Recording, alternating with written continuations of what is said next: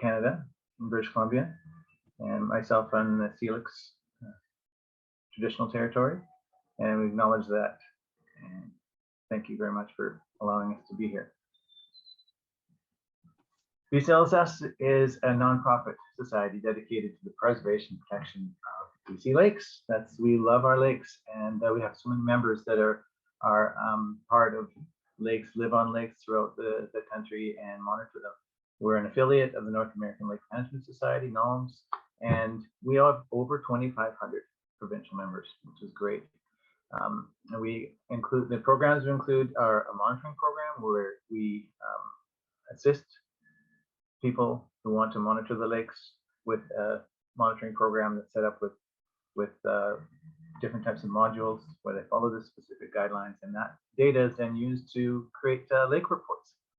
And part of that is also we train lake keepers. So Lake Keepers program has a manual very similar to Stream Keepers. So it's a very nice standardized program that people can get trained on. We train people each year, and some of our directors are trainers. And we have the BC Lake Stewardship Engagement Initiative, which I'm not overly familiar with, but please take a look at our website and you'll see what it's about. Our mission is to act as a resource, communication, and information network among scientists, environmental professionals, First Nations, lakeshore residents, government agencies, and the general public in order to preserve, protect, and restore lakes in British Columbia. Mainly just for future generations. We want to see our lakes healthy and beautiful like they are now. We're very lucky to have them. So that's our mission. We're going to start off with our first speaker, who will be Heather Larat. Heather is a registered professional biologist living here in West Kelowna, where she's been practicing for a long time, like myself, even longer, and is a limnologist and lake restoration specialist in algae blooms. You want to know about algae blooms, how to address them, call Heather. Heather Larat Consulting has been around and is very busy in lots of different areas. And she's going to talk to you today about impacts of boats on water intakes and what they found from some of the modeling. So with that, I'll turn it over to Heather. Thanks, Daryl. You're welcome. I think you might have to unshare your screen.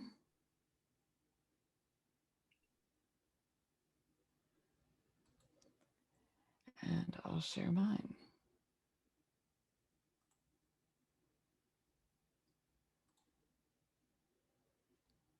Is that working for everyone? Yes, thank you. Great, thank you so much. Well, thank you for allowing us to come and present here. I chose this image because lakes are complex and they're embedded in landscapes, and boating becomes part of that complex narrative and part of the complex aquatic systems. To say the least, boats have changed and they are ever more impressive with ever more impressive wakes. Sorry, but it's not just the surface wave that we see with traveling along the top of the lake that's of greatest concern to me.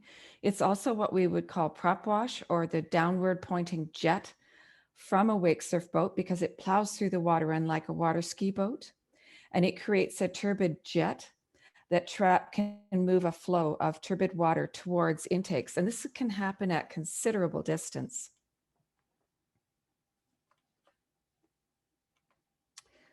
Okay. We're not the only ones to notice this. This article showed up in the May 2021, which is just a little ahead of schedule. And it lands on the concept of keeping wake surf boats 200 feet from shore. It's an American publication, so 60 meters. Also, speed limits are proposed, but I would argue that both of those are not as good as proposing that wake surf boats stay in deep water. So you judge where to go, not by distance from shore or by speed, because these boats don't travel quickly, as we probably all know. And I feel that one of the issues we've got with these boats is the operators can be functioning with $500,000 worth of entitlement. A wave is not a wave by any other name. And you will hear this argument by wake surf enthusiasts that wind waves can be just as strong. Well, actually, that's not quite true. First of all, wind waves occur on experienced shorelines. In other words, especially in British Columbia, the valleys funnel the winds. So they don't tend to cause turbidity plumes. But wake surf waves are larger, they're closer together, so they strike the shoreline with more energy and they strike every direction. So it's inexperienced shorelines as well, and they're likely to create turbidity plumes. More on that later. And another argument can be, but there won't be much lake left for me to play in. Well, that's true. If a lake is very shallow, shallower than 8 meters or less, I would suggest that that lake is best left alone. Just due to accelerated eutrophication, if nothing else, and there is other concerns. What you see in the image on the left here is where the safe boating would be in Kalamalka Lake and to the top and Wood Lake to the bottom. And you can see that the safe zone for wake surf boating in Cal Lake includes the vast majority of the lake, a little less so in Wood Lake, which is shallower. There's a whole range of issues that wake surf boats in particular can contribute to. I'm going to pick on them a little bit because they are definitely the largest impact of all of our types of boats. And there can be, and this is what alerted us to this in the first place, there can be incidents of impaired water quality arriving at intakes. So I'm going to back up now and set the context. It's not just that we have these wake surf boats, but that there's other issues going on that the wake surf boats can impact. For example, this is an image on the left of Coldstream Creek entering Kalamalka Lake. You can see quite the turbid plume there. And I'll be showing you a video of that towards the end of this presentation. That plume is annual. Some years are much worse than others.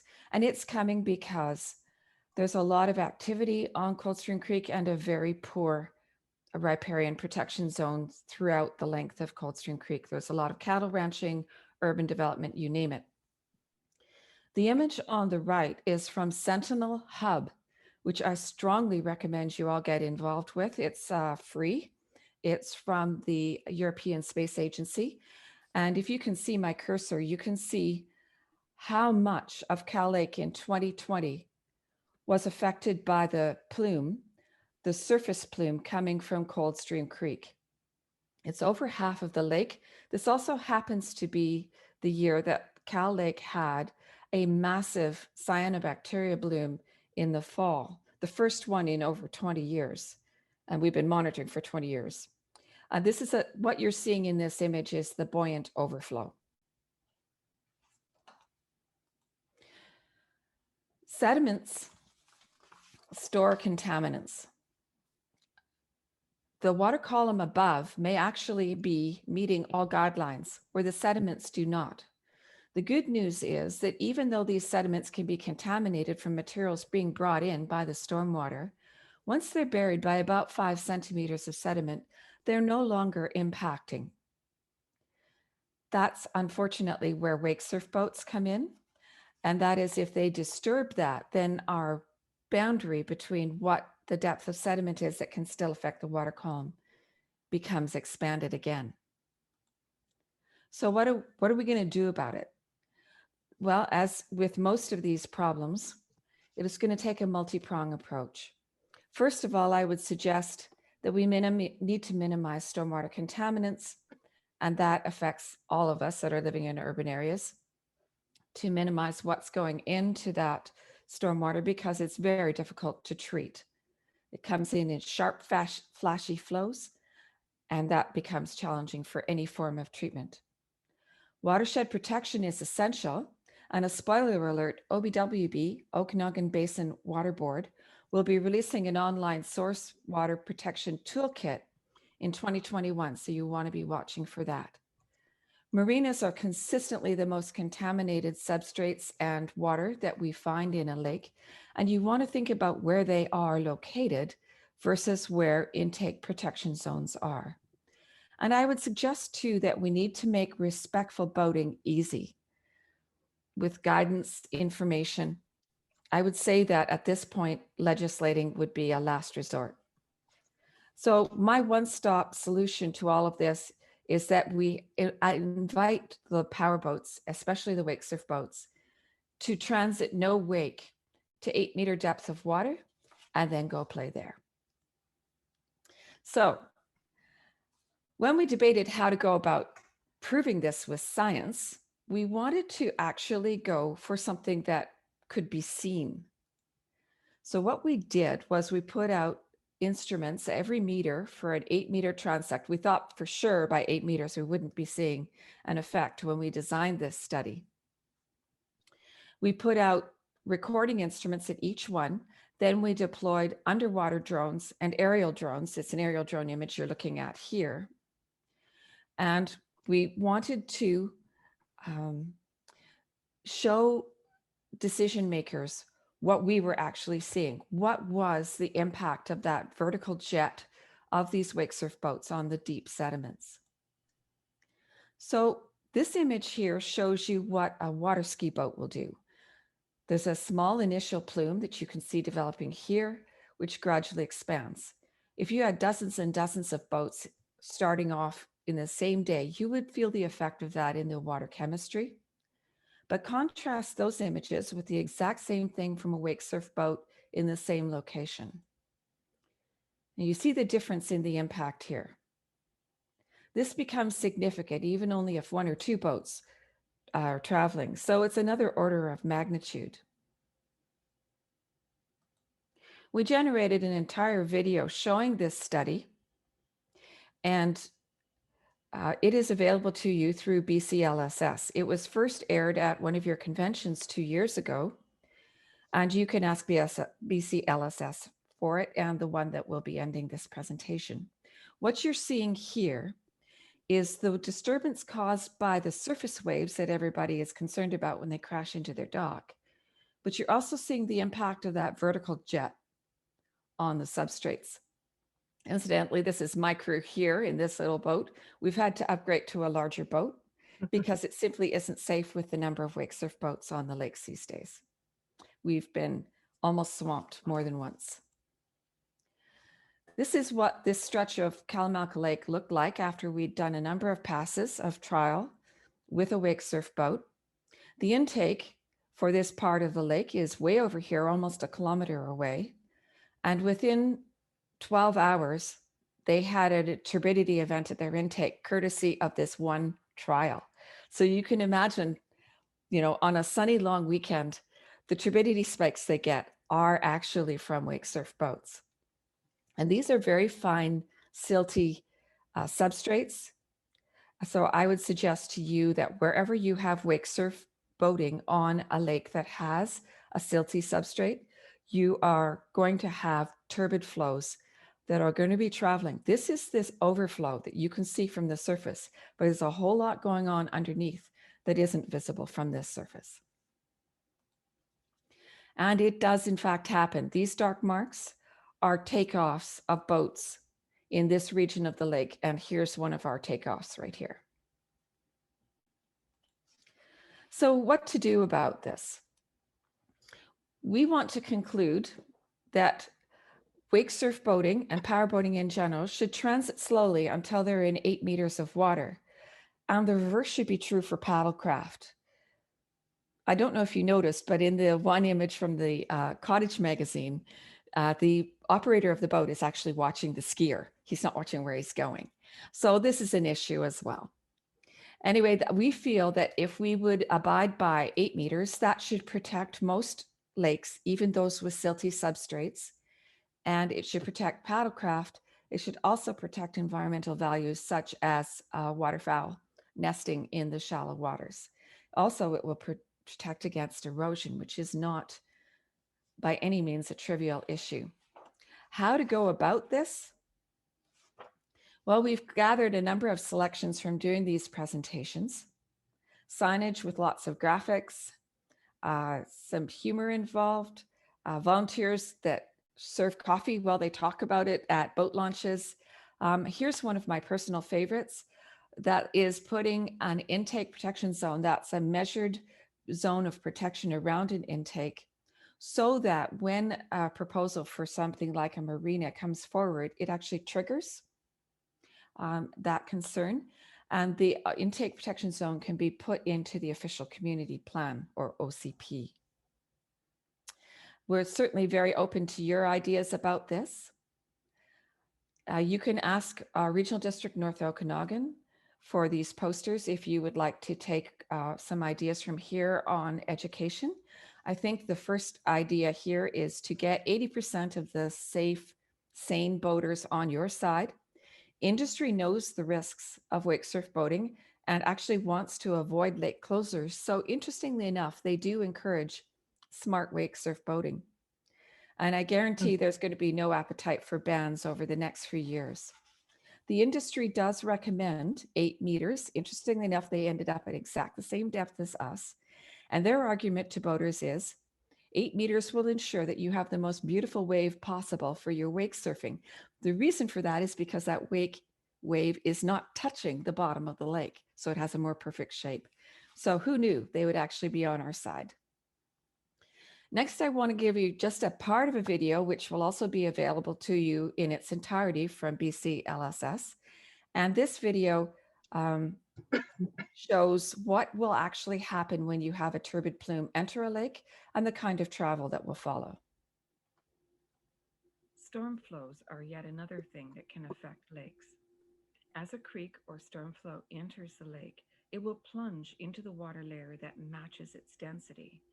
As this plume travels into the lake, suspended materials settle out, and the plume density decreases, which changes its position in the water column.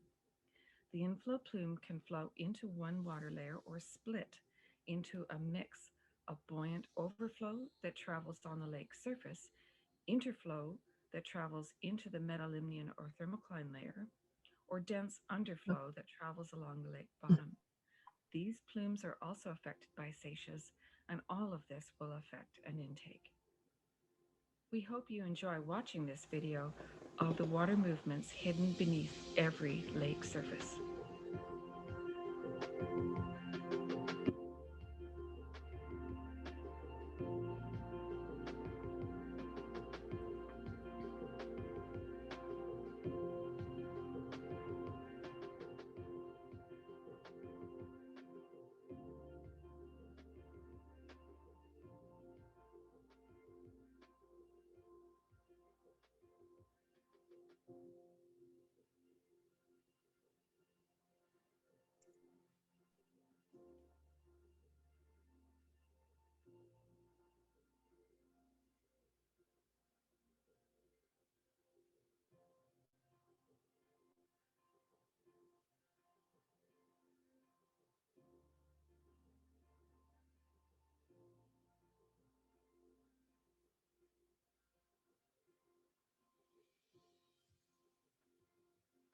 So my point in showing this video is that that creamy turbid layer is traveling back and forth in the lake, being pushed around by seiches and other inflows. So it's not a trivial thing. When we create these turbid plumes, it can be very, very difficult for a water sampler to actually accurately measure this. It's a moving target. So obviously the solution is don't have this happen in the first place. And that concludes my presentation. Thank you very much. Thank you, Heather. We do have a couple questions in the chat here. I think we have a bit of time. So one of them is, would you consider establishing wakeboard zones identified with markers and positioned by GPS coordinates based on depth and distance from shore?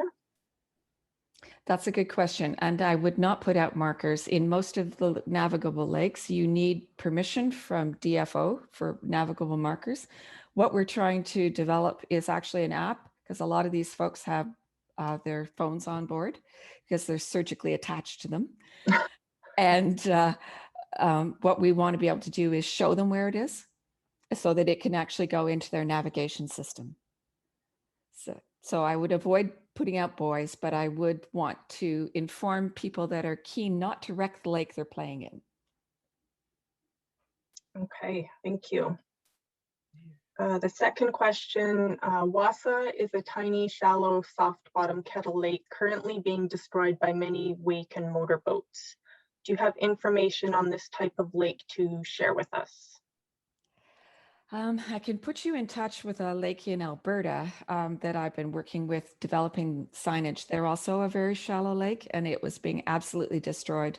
I don't know what you mean by destroyed in their case. The amount of sediment disturbance was eutrophying the lake at an unusual rate, and they ended up with very heavy toxic cyanobacteria blooms, which actually will make the wake surfers sick as well. But of course, not everybody can see those two things as being more than just correlated, that they're causal. So I think we're going to need more work on it, but definitely the science is telling this story. If a lake is shallower than 8 meters, I would say we should follow the US's lead, and that lake should be closed for wake surfing. And oh boy, hopefully you can get most people to just cooperate, because that's going to be very difficult to achieve. Okay. I think we have time for one last question. From Kelly, what is buoyant overflow in relation to your slide showing algae bloom? Good question. The buoyant overflow is whenever you have an inflow into a lake, it won't just travel at the surface of the lake. It will find where it matches the density of the water column it's flowing into. So overflow means it's more buoyant than the lake that's receiving it.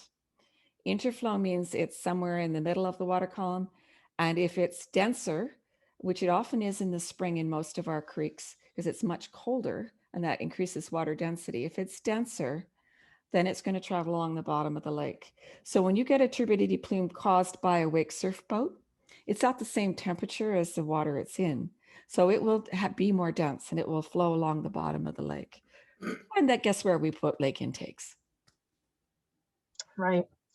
Okay, thank you so much, Heather. I know there's some other questions coming up in the chat, and we should have some more time at the end to get to those questions. Now, Daryl Arsenault is going to speak. He is a BCLSS director, and he's operator of Arsenault Environmental Consulting. Daryl? Hello, everybody. Again. Can you see my screen? Yes, we can. All right, so today I just wanted to share with you some options for protecting our shorelines and greening up the shorelines to make them more resilient to flooding, make them resilient to boat wakes, make them biodiverse, provide habitat, just to be the lake shores that they are before we alter them. So there are a lot of opportunities to restore the lakes, those shoreline segments, back to where they were, or even hopefully never change them, maybe have the opportunity to protect them. So this first slide is really showing you a really bad example, an example of a house that was built right at the lake shore with retaining walls. The shore actually was a little further out at one point in time, but with the energy of those retaining walls reflecting and diffracting, it causes changes to the nearshore sediment transport and moves the sediment away from shore. And then eventually you end up with potentially failing retaining walls. And in this case, I've been retained by this property owner to come up with a plan to remove at least a portion of this retaining wall. They can't remove it all, or they'd have to remove their house. So the part, and I'll talk about that later on the presentation.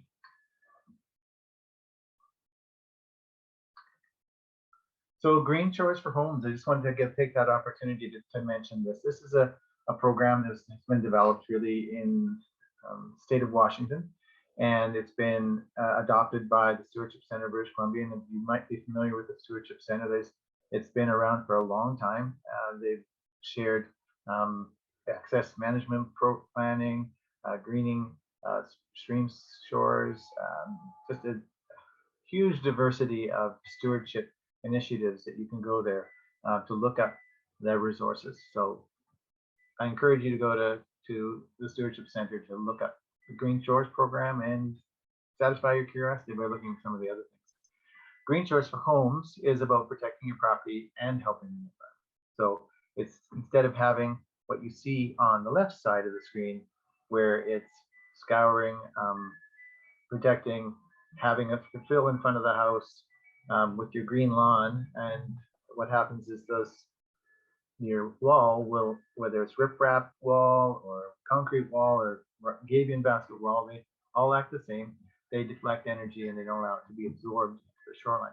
When you look at the right side, where energy is absorbed, plants are there, more fish, more food, more diversity, more connection between the upland and the lake. So that's kind of what it's all about. Is just really maintaining that connection. You can either walk up to your retaining wall, look over the edge, and say, "Oh, the lake looks nice," or look from your house and say, "The lake looks nice. I can see no trees," or you can have some integration.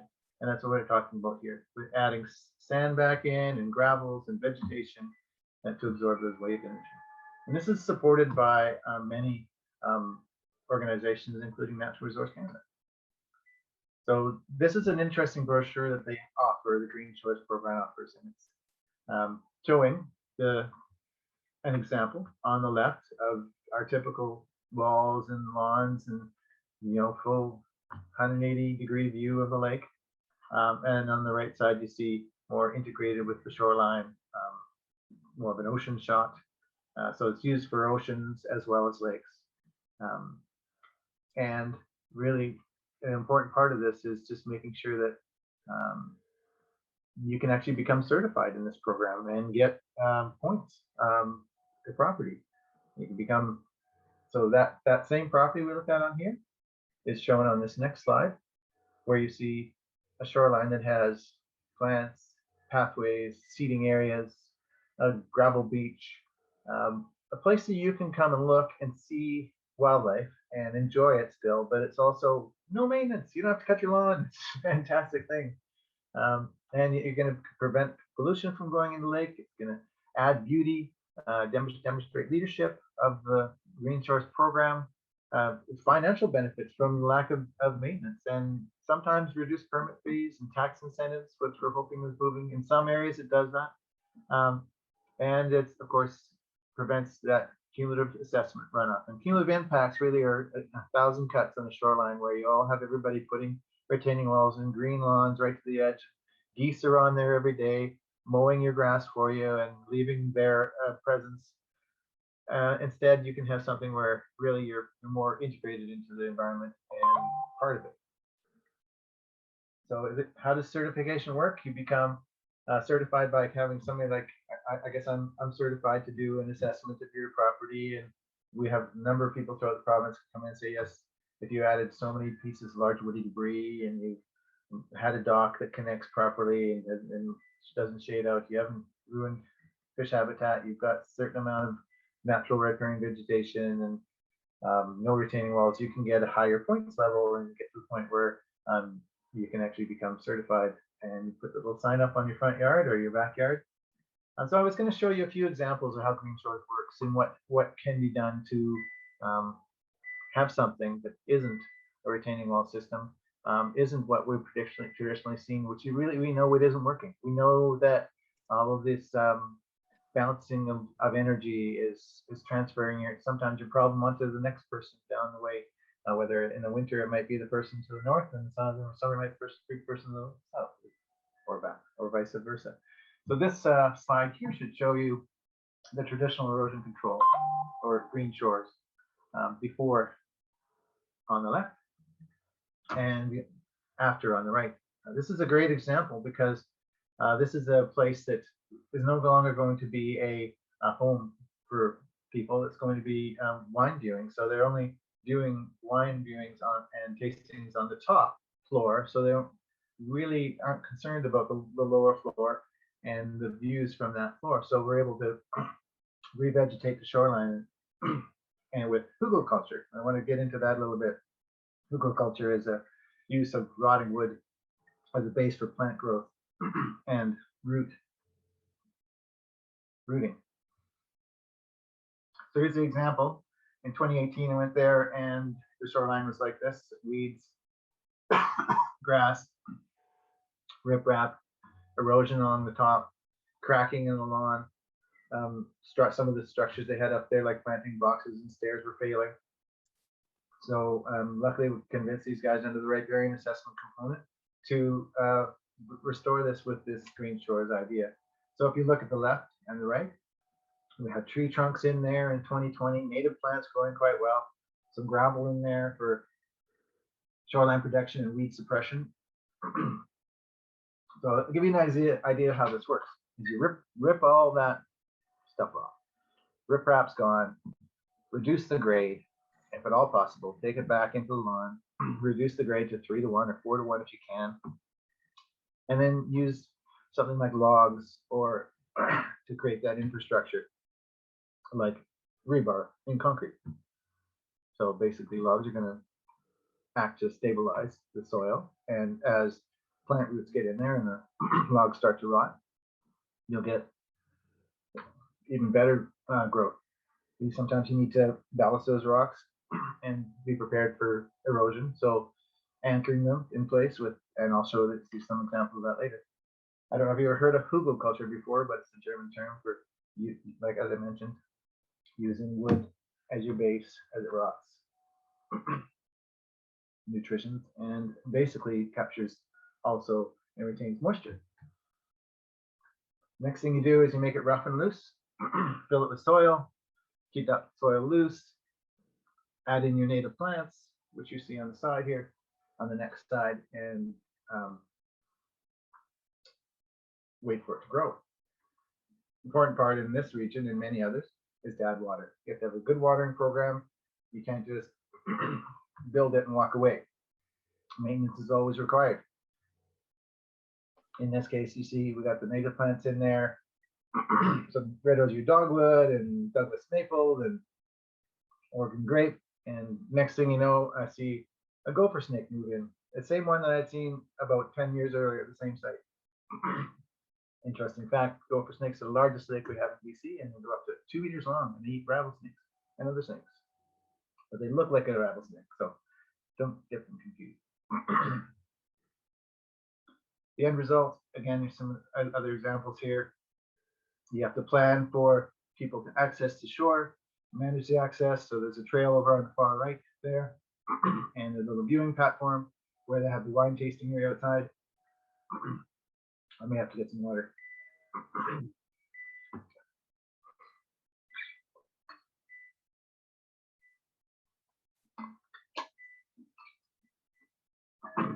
Here's another example of riprap removal. And remember, riprap, even though it looks terrible and is somewhat functional, especially when it's at low gradient, provides habitat.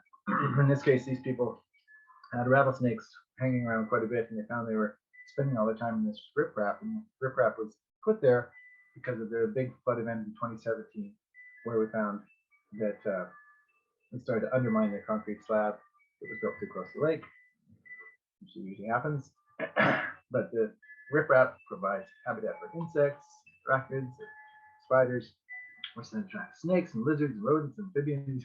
So it's habitat. So if you're ever doing this, remember, check that riprap out. Hire a qualified professional, because we found in the same riprap area blue-tailed skinks, which are a blue-listed species in BC, as well as gopher snakes. That last one you just saw. And we didn't find any rattlesnakes, even though people were worried about it. Important thing about replacing riprap or walls with large woody debris, which is a very important part of the shoreline, we tend to remove it and burn it, is you have to anchor it appropriately.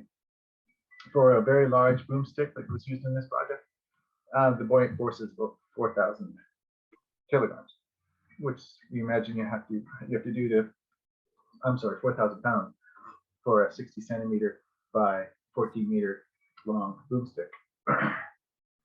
Hard to find, but we're lucky because the mills closed down here recently, and we have them for sale. This is a way to try and make it look natural. Imagine Long Beach or any other beach has wood on it. Excuse me. So here, before we have the before riprap and those stakes showing high water mark. So all this work is done above high water mark, and the logs coming in at the end. Work is still ongoing at the site. Native shrubs will be planted this spring, putting in more large woody debris to make sure it's a longer, more gradual gradient. Here's example 3. Now this one is a green shore restoration project in the South Okanagan, near that area. It was a large house construction project, which turned out to, end up with the shore squashed in place, even though it was in very bad shape before they started the house. As kind of an afterthought. Now that's what happens when it takes 7 years to build a house. So there was an engineering fix for it, which was creating a large berm in the lake to offset this shore. The provincial government said, no, we won't let you put fill in the lake. So my idea was to use that rock toe that they were able to put in. I'll show you in the next picture, and reduce the slope and create a green shores technique with lots of wood anchored into soft soils with rock. So here's what we saw before and after. It's quite a bit more attractive. Some people would say maybe not so attractive because it isn't a green grassy lawn area, and it doesn't have any plants yet, but that's just because they didn't have any water at this site. Water's been installed this last winter. You see the plants installed this spring. The log you see, the stump you see coming up on the right side is actually a huge root wad buried into the ground with the stump up, so it will break down for that, provide that hugelkultur approach. The main thing, again, as I say, is that these things need water in the Okanagan, and certainly a lot of other drier places in BC. So they started off with a riprap toe that they got permission to put in, and then I came in place and helped with the design, something that's a little bit more attractive. And I think it looks great. Eventually, it's going to, so it's before again and after from the lake. And this spring, and we're finding on the far side, on the far right-hand side of this picture, that the erosion occurred because we couldn't get any plants in there for a number of years. So late 2019, this was done in spring of 2019.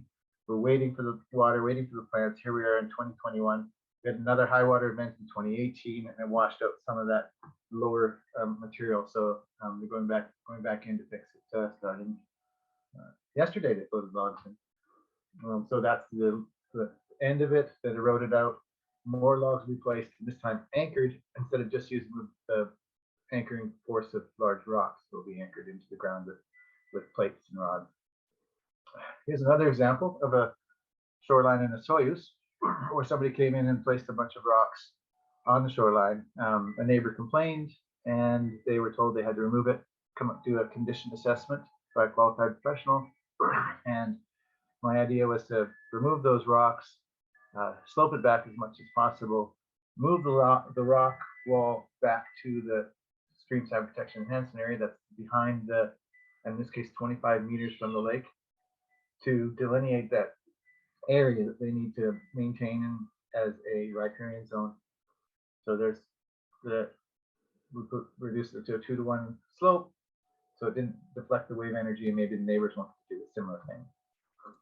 So we left things like stair structures in there, and some of the rock to armor it, some of it put back out in the lake to provide that habitat diversity. And I found logs cabled in there and different things that were in place. I thought I'd just leave those in place, let them break down over time. You can see a log in the forefront of that lower photo. So somebody did some right things at one point in time, but someone said, hey, you're going to get erosion, throw some more rock in there, and they did that. They got in trouble. The important part here is really to have a natural riparian restoration, and it can replace lawns and typical treatments of riparian areas. You can plan for access management. So you can see the picture on the left was before with weeds and some trees at the shoreline that they left. And so we planned, well, why don't you just plan, they're allowed under R to have a 1.5 meter path, so a 1.5 meter garden path with a couple of sitting areas, a play area for kids, all native plants placed into that zone. and the rock line at the 25-meter zone. So when someone comes in and builds their house, they now know you can't touch that area, you can't put lawn in there, you can't put your fill in that area, a retaining wall to keep it in place. It's fine for the future. So I think I'm just about done with my time. Right now we're looking at that failing retaining wall, and what are the options for that? They're very similar to what we saw before, and that is placing large woody debris, anchoring in place, and placing large or natural plants behind that, and putting on a maintenance program so they last into time. So that's the end of my presentation. Thank you. Thank you, Daryl. I don't think we have any specific questions for Daryl, so we will just keep moving along.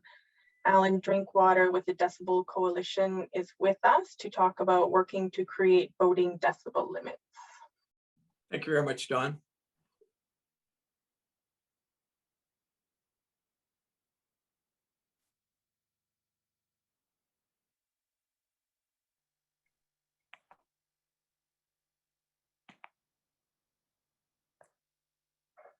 Good morning.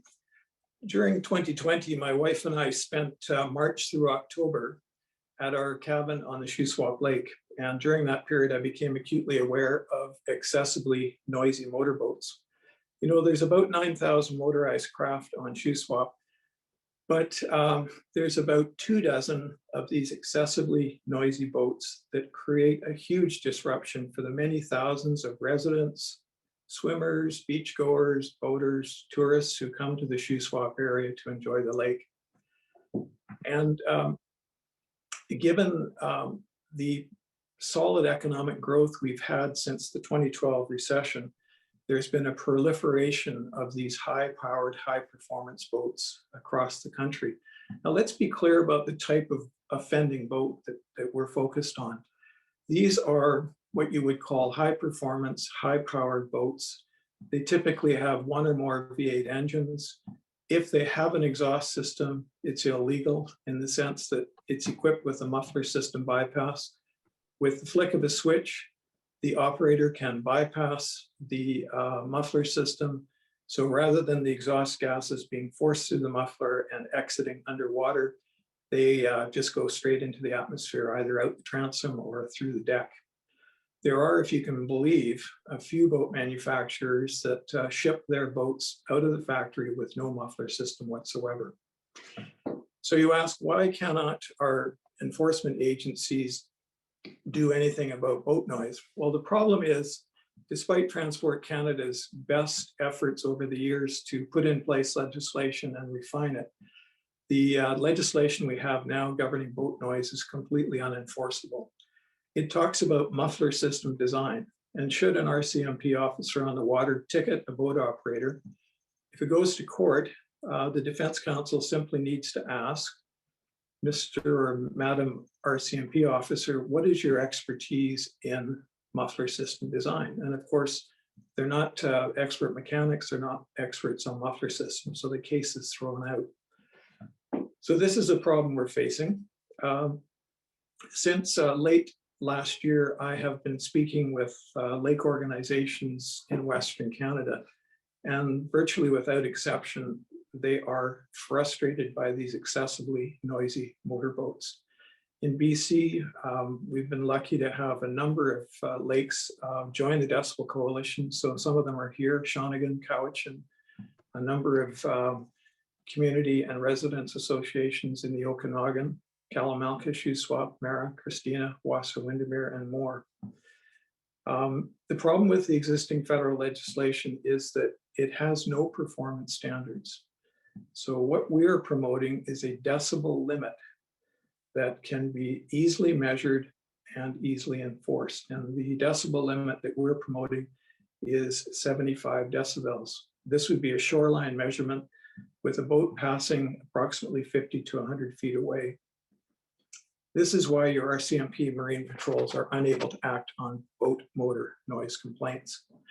Just a quick overview of Decibel Coalition.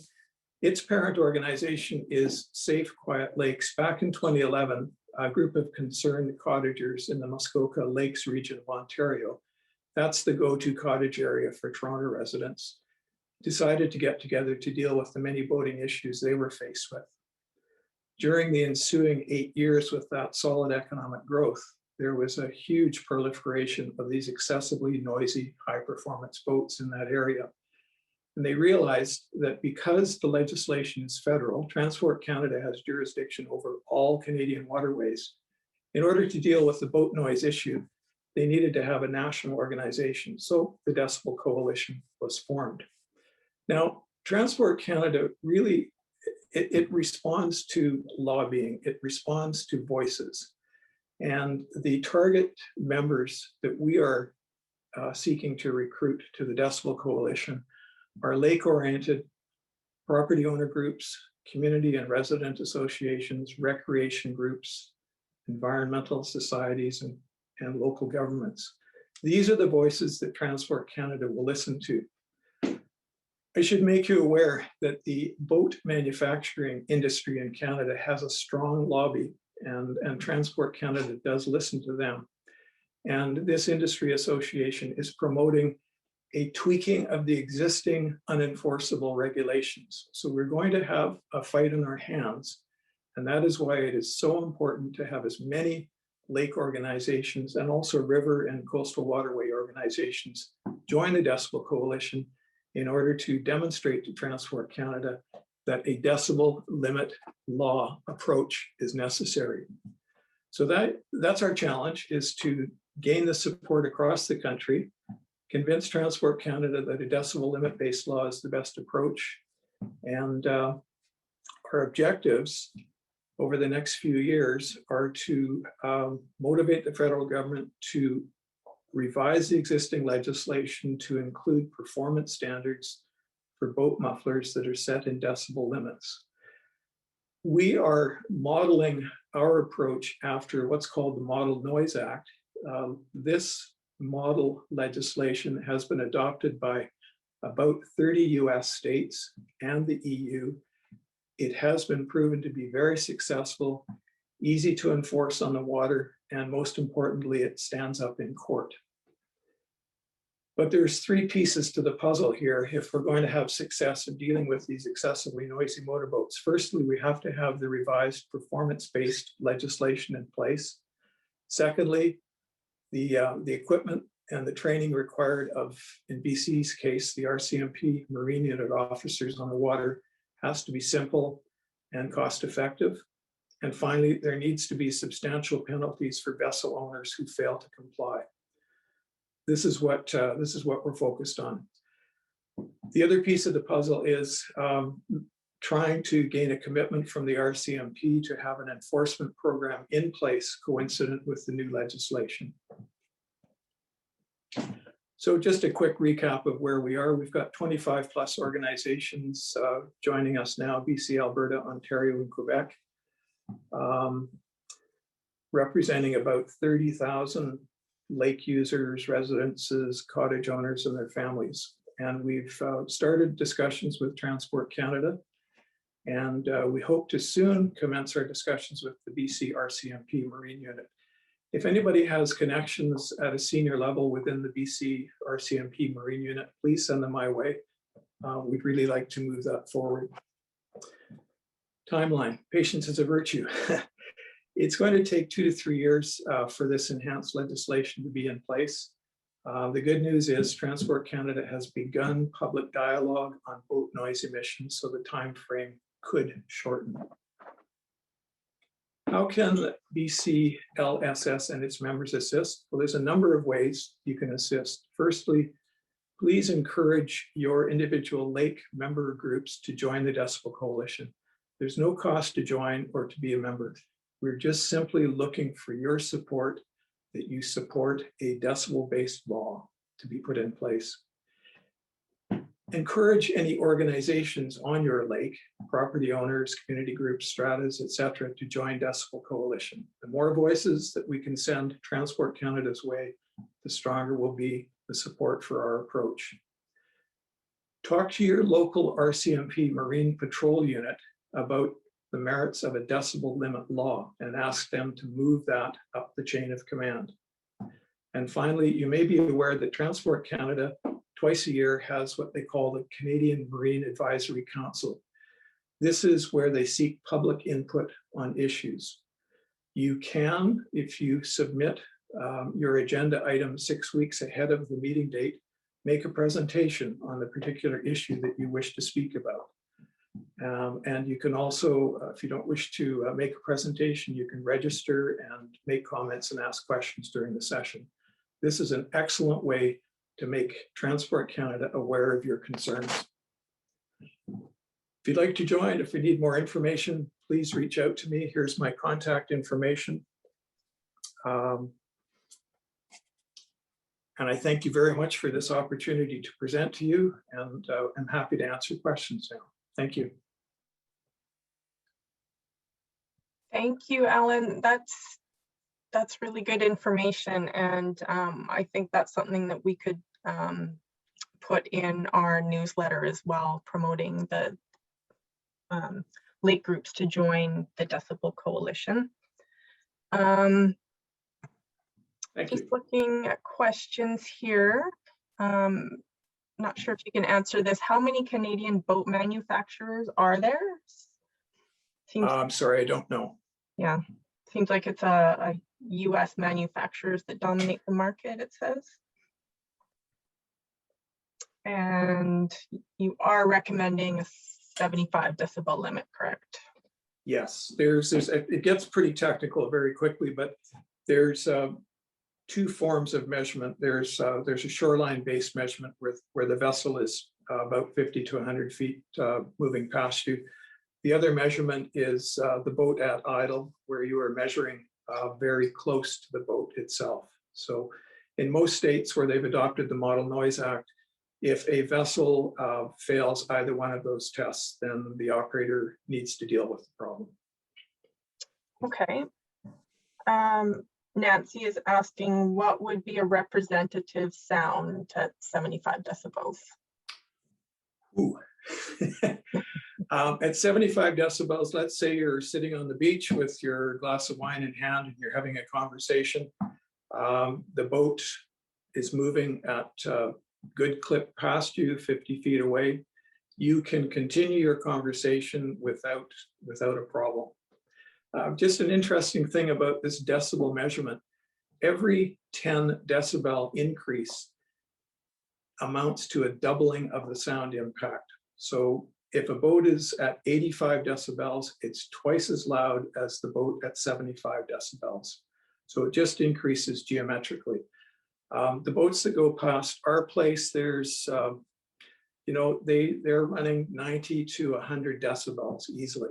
So that's 4 to 5 times louder than the standard that we're promoting. Okay, thank you. Nancy's also asking about boat music. You know, in speaking with all these various lake and river associations in Western Canada, there's 4 issues that everybody talks about. There is boat motor noise, high speed, wakes, and loud music. And they're all issues that everybody is facing. My suggestion is the best way to bring this to Transport Canada's attention is to participate in the CMAQ forum. Transport Canada has complete jurisdiction over all waterways, so that's the only way that you're going to get a regulation in place. Now, one of the earlier speakers talked about voter education, and in reality, certainly in the short term until regulations can be changed, moral suasion, public education is the best way you're going to get some change in behavior. But there's still going to be the outliers that you will not be able to influence. Right.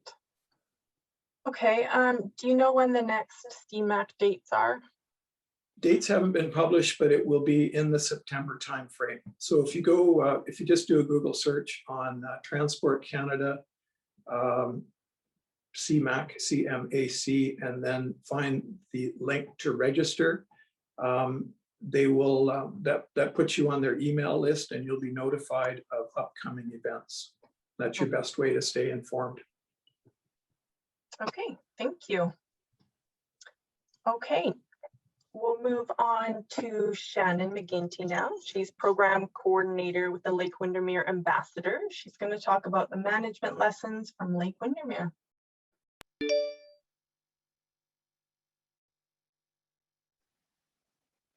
Thanks, Dawn. All right. Yeah, so as Dawn mentioned, I'm a program coordinator with the Lake Windermere Ambassadors. Quick intro to the Ambassadors. We're a nonprofit water stewardship organization based in Invermere. And so for those who don't know, Invermere is in the southeast corner of the province in the shared traditional territory of the Ktunaxa and Secwepemc peoples, now called the East Kootenays. We're downstream from Columbia Lake, which is at the headwaters of the Columbia River. So I'm going to share some of the unique management approaches we have had the opportunity to be a part of. So starting off with a quick timeline, in 2005 to 2009, the Lake Windermere project formed to collect baseline data about the health of Lake Windermere based on a community survey that demonstrated concern for the rapid development and threats to the lake. So this project led to the formation of the Lake Windermere Ambassadors in 2010. And then at the same time in 2010, the Lake Windermere Management Plan was being created. The Lake Windermere project was able to have some substantial input into that plan. And then the plan was adopted by both local governments in 2011. Since then, the Lake Windermere Ambassadors have served as 2 terms as the Lake Management Committee, with the most recent term expiring this July that we hope to renew for another 5-year term. To present day, we are currently running our programming and operating as the Lake Management Committee. And so now I will expand on what that actually means. So one of the recommendations from the plan was to appoint a community-based lake management committee. The primary role of that committee is to support local government in communicating specifics of the plan and implementing specific non-regulatory recommendations from the plan. Some additional roles are to steward the lake, communicate with the public, so act as a liaison between community and government, and then also provide comment directly to local government regarding development referrals and tenure applications concerning the lake and shoreline areas. In return for filling this role, the ambassadors have received a fee for service from each district that provides guaranteed annual income. This is our current Lake Management Committee. And this came about through prompting from the ambassadors and drivers of the Lake Windermere project to local government, and we were able to come to an agreement that would benefit all parties. A major component of these terms is that the ambassadors board be made up of a diverse group of representatives from the community. That includes local residents, second homeowners, business owners, First Nation, industry representative, all types of recreation and youth. So this diverse representation ensures that the interests of several user groups are being met. Our board also has 4 advisory positions for the 4 governments in our region. So that's the Akiskana First Nation, Shuswap Band, Regional District of East Kootenay, and District of Invermere. So we obviously have been using this role to leverage sort of the health of the lake and our community. So a few examples of these are, 1, the opportunity to provide comment on development applications. This photo is of a Crown Land application for a recreational dock. A recent application that is under review is a 60-slip marina proposal. And so the ambassadors have been able to provide our comment directly to government for them to consider in making their decision. One of the recommendations from the plan is to implement the slow no-wake zone in Tayton Bay. So that's what you see in the far distance of that image there. We've also had access to education opportunities. So the district providing permits and materials for the installation of this map that's at the main boat launch in town, and provides information on ideal boating locations and where wake motors are not allowed. And then this one is not directly Lake Management Committee related, as it was under federal jurisdiction, but our voice as the Lake Management Committee when we were talking with the federal government about the marking of this underwater hazard, which is a groin sort of at the north end of Lake Windermere, was very beneficial. The original plan was 13 wooden pile markers, and you can see that these yellow buoys are a little bit more attractive to be looking at. Another major part of this, so in complement to the Lake Windermere Management Plan developed in 2010, is the water surface zoning on Lake Windermere. So both districts were able to complete that, and it was done using data collected through the shoreline habitat inventory mapping that was done on Lake Windermere, which is now called the Foreshore Integrated Management Planning. Which we were also able to redo in 2020 on Lake Windermere in collaboration with Living Lakes Canada.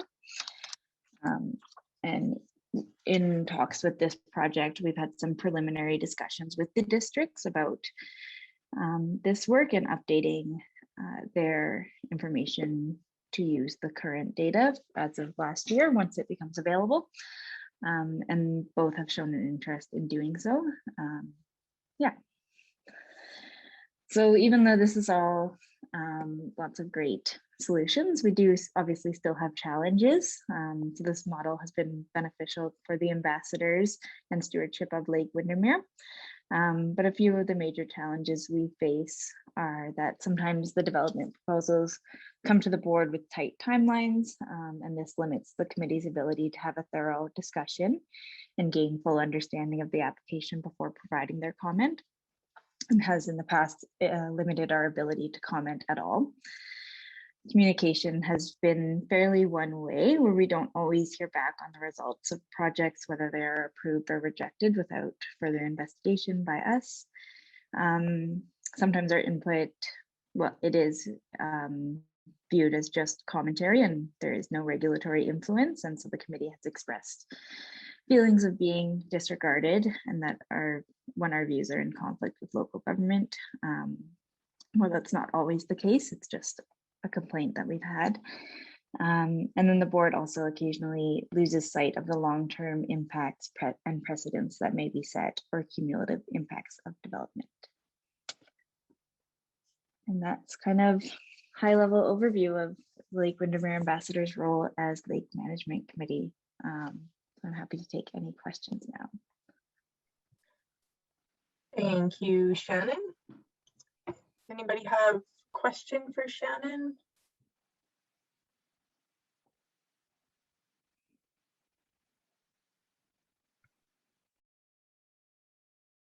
Okay, we'll have some time at the end as well. We can ask Shannon questions then. Oh, someone wants to know how deep Lake Windermere is. Yeah, so the deepest point of Lake Windermere is about 6 meters, but the average depth of Lake Windermere is 3 to 4, with some much shallower spots. Great. Oops. Another question. Oh, can you please restate your concerns over the RDEK? I'm not quite sure, like our concerns as acting as the Lake Management Committee, is that what you're asking?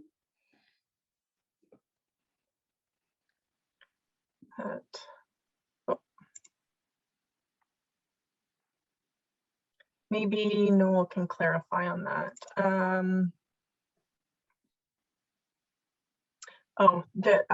You said they didn't listen to your concerns. Yeah, no, not that they don't listen to our concerns. So one of the the responsibilities of being in the Lake Management Committee is providing comments on referrals. So that's things like that community dock or marina applications, any of those sorts of things. The committee in the past has expressed the concern that because our commentary is just that, it's commentary, that either Regional District of East Kootenay or District of Windermere, whoever we're commenting to, may not take our commentary very seriously, based on the fact that it's just commentary. We don't have any specific concerns, or I don't have any specific examples right now. Jennifer is asking about more information on the no wake zone. Yeah, I can provide links to the lake management plan that talks about the recommendation of implementing that zone. And then I can also provide my contact information in the chat box if you wanted to ask any specific questions. I think there's lots of things to talk about the zone, so I'm not sure exactly what information you're looking for. All right. Daryl is asking, how did that marina get a permit? It's not been permitted. It's currently under review. Okay. Nancy's also asking, can you comment on boat usage on Lake Windermere, the number and type of boats? For sure, we see lots of boats on Lake Windermere, and lots of kind of the wake boats or boats that are towing water skiers or other recreational users. Numbers, I don't have any numbers. We haven't done any surveys on the boat use in the last few years, so I can't provide an accurate update on that. Okay. Heather says, great presentation. What regulations are attached to the surface water zoning? That's a great question. And I will have to look into that to get more information, as we've been having some discussions at our board level about that as well, just with the sort of intersection of water surface versus lake bottom, and different jurisdictions having different say over each. When we look at the actual water surface zoning, it talks a lot about the usage that is available within those regions. So things like overnight mooring or docks or day use, that sort of thing. Okay, great. There's still a few questions left for you, but I think we'll keep going and we can get to these at the end. Next up, we have Georgia Peck with Living Lakes Canada. She's going to talk about the foreshore integrated management planning. Thanks, Dawn. And thank you everybody who has presented so far. I'm honored to follow up such a great lineup of speakers. And can everybody see my screen? Yes. Yes. Wonderful. Thank you. So yeah, we had a really wonderful kind of preview as into the foreshore integrated management plan by Shannon in the previous slide. She mentioned just briefly some of the implementation that can take place after this program. So what I'll do next is rewind and start from the beginning and give everybody a detailed overview of what foreshore integrated management planning is, how it began, where it's come since then, and where we stand today. So first and foremost, my name is Georgia Peck, and I am the newly acting FIMP program manager with Living Lakes Canada. So for anybody who hasn't heard, Living Lakes Canada works to enhance the protection, the restoration, rehabilitation, and the health of watersheds in BC and across Canada. We build capacity through community-based water monitoring to help address climate impacts. We promote and facilitate cross-sector collaboration and research to increase water literacy and support progressive decision-making for improved water stewardship. So I'll start off by saying this program is rich with acronyms. We'll be hearing a lot as I go through the presentation, but I will be sure to introduce each and every one of them as we move forward. Now, my background, which did begin in Southern Ontario, where I am from, is in biology and wildlife conservation. I'm speaking with you today from Golden, BC, where I've been living for the past 3 years. I've just recently joined the Living Lakes Canada team in fall of 2020, and just a couple weeks ago came on board with the FIMP project. So yeah, it's a new project for me, and hopefully I'm able to answer any questions that come forward at the end. Okay, great. So prior to living with Living Lakes, I was acting as the program coordinator with the Lake Windermere Ambassadors while Shannon was on maternity leave, and with Columbia Lake Stewardship Society. So as Shannon mentioned, Lake Windermere was re-FIMPed this past summer in 2020, and I will get into what that means. But I was able to learn about the program from the lake stewardship perspective, which was very helpful now that I am behind the scenes. Okay, great. So before we get much further, diving into acronyms and making things nice and complicated, I will describe FIMP as it stands today. So Foreshore Integrated Management Planning, which has been previously known as SHIM, Sensitive Habitat Inventory and Mapping, is a methodology developed in partnership with fisheries and oceans. It maps shoreline habitats, assesses habitat value, and establishes shoreline development guidelines to conserve ecosystems, support climate resiliency, protect species of conservation concern, and provide best management practices to decision makers, stakeholders, and shoreline property owners. So beginning in 2019, Living Lakes Canada entered a 4-year contribution agreement with Fisheries and Oceans Canada and their Canada Nature Fund for Aquatic Species at Risk program. This project is reviewing and revising the FIMP methodology and mapping or remapping, which I'll get into as well, 6 to 8 lakes in the Columbia Basin to assess the rate of change in ecological and urban development parameters. So now that that has been explained, I'll take the next 12 minutes or so to introduce you further to Foreshore Integrated Management Planning. We will discuss the history, the timeline, current accomplishments, and our future vision. So before we dive further into FIMP, I will introduce you to Heather Leescheid and Bruce McDonald, who are on my screen here. Now, Heather is Operations Director with Living Lakes Canada and has been involved with FIMP planning for 17 different lakes in BC and Alberta. Bruce is the retired head of the Habitat Management Program in the Columbia River Basin for Fisheries and Oceans and the project lead for FIMP. He has 37 years of experience with impact assessment of land and water developments of fish habitat. He has initiated and led the implementation of FIMP in the Columbia River Basin and has led many different FIMP projects for lakes in BC, Alberta, and Manitoba. Now, Bruce is most likely who will be receiving any questions that I cannot answer today as well. So some people may or may not be in contact with him in the future. Next slide. Perfect. So as I mentioned, in 2019, Heather and Bruce were successful in securing funds from Fisheries and Oceans Canada.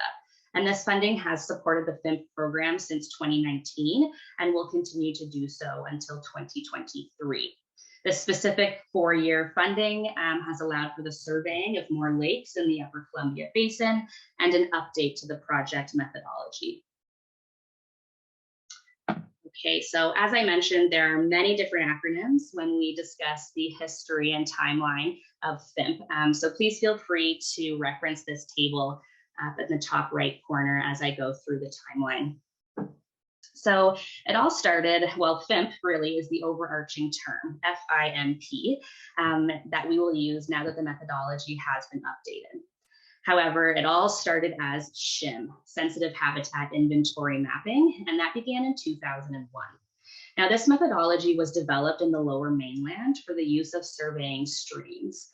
The streams in this area provide critical habitat for important fish species like coho salmon, And this method was finalized to survey and inventory these streams. Now, this turned out to be the very foundation of the FIMP program that we use as of today. Now, in 2005, the Regional District of Central Okanagan took SHIM and applied it to a lake for the first time, Okanagan Lake. And this really led the transition from SHIM to FIM, which is foreshore inventory and mapping. And that eventually took place in 2009 when a consultancy based out of Kelowna called Ecoscape wrote the methodology for FIM and published it. So between then and now, the project has continued to be refined and developed to the updated version that we are using today. So as of 2020, the FIMP Mapping and Methods Review is published and in use and to further improve the project. Now it has, the history is really important to understand here because this project has evolved over the past 20 years now that it has been in use that long. It's been used by multiple different researchers and organizations, and it really is a living project that continues to adapt over time. Okay, so the next slide here is going to be a diagram describing the three subcomponents of the project. So first we'll begin with foreshore inventory and mapping component, that's FIM. Now the FIM methodology involves a comprehensive survey of the foreshore by boat using GPS and aerial photography assessment. The survey identifies land use such as industrial versus residential versus commercial. It looks at shore type, rocky beach versus sandy beach, riparian conditions, substrate type, presence of wildlife, the number of docks, weirs, or other man-made developments, emergent versus submergent vegetation, and the list goes on. The fieldwork associated with this is very detailed and time-consuming, but very comprehensive as it needs to be.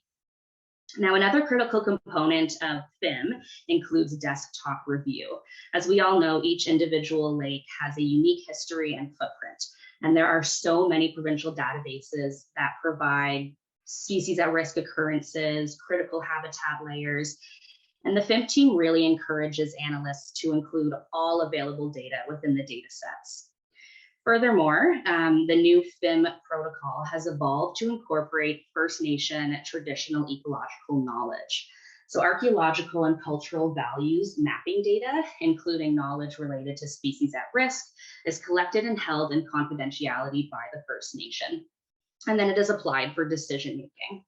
So the updated methodology looks to include this in the data set whenever it is available. Now, at the end of the FIM component, all of this information gets summarized into a FIM summary report. This is not to get confused with the finalized shoreline guidance document. This is really, the FIM report is really just a rough draft or a rough snapshot of different variables on the lake. Now, following this, we have the Foreshore Habitat Sensitivity Index, and this is really the core analysis of the program. We take data from the FIM component and run it through a quantitative analysis that compresses all those variables into something much more digestible and easy to understand, which looks like a 5-point ecological ranking scale showing low to high habitat sensitivity. Following this, the Foreshore Development Guidance document is published. Now, this is the final report that is used day to day.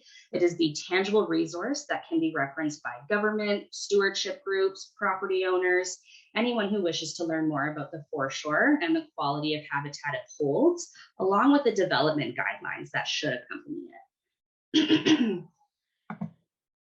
Okay, great. So now that we have a better understanding of FIMP in its entirety, I'd love to go through the 2019 to 2023 project that we are in funding right now by the Fisheries and Oceans Canada. So I'd like to discuss some of the achievements that occurred in the first year in 2019. So as we mentioned earlier, Bruce and Heather were successful in securing funds from Fisheries and Oceans. And following that, a technical committee was formed to help guide the program. Now, this was followed by 4 days of detailed workshops in Nelson so that this technical committee was fully aware of the scope of the project and where it's going. Additionally, the lake prioritization report, which I will detail in the next slide, and the methodology update were both started. So that field work in 2020 could further practice and refine these methods before both of those new reports were published. Okay, so next up we have 2020, an eventful year for everybody, but it did allow for 4 different lakes to be FIMPed, 2 of which were redone after 10 years to assess landscape level changes that had occurred since the first time these lakes were surveyed. So as Shannon mentioned, that includes Lake Windermere and Lake Moyie.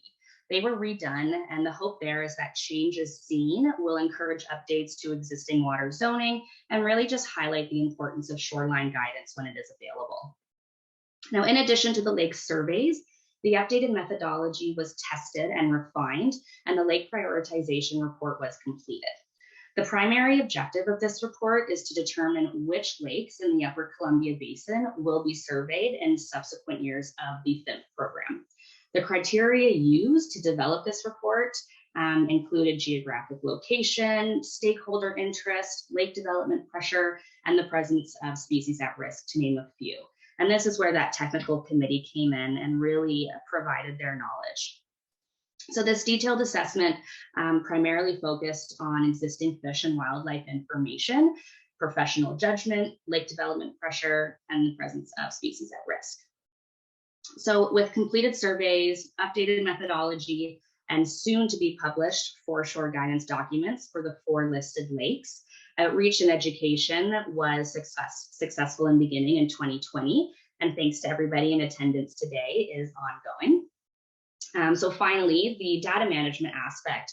The team with FIMP, making these reports accessible and easy to find now and into the future really is of utmost importance. We want them to be accessible by anyone and everyone who wishes to get a hold of them.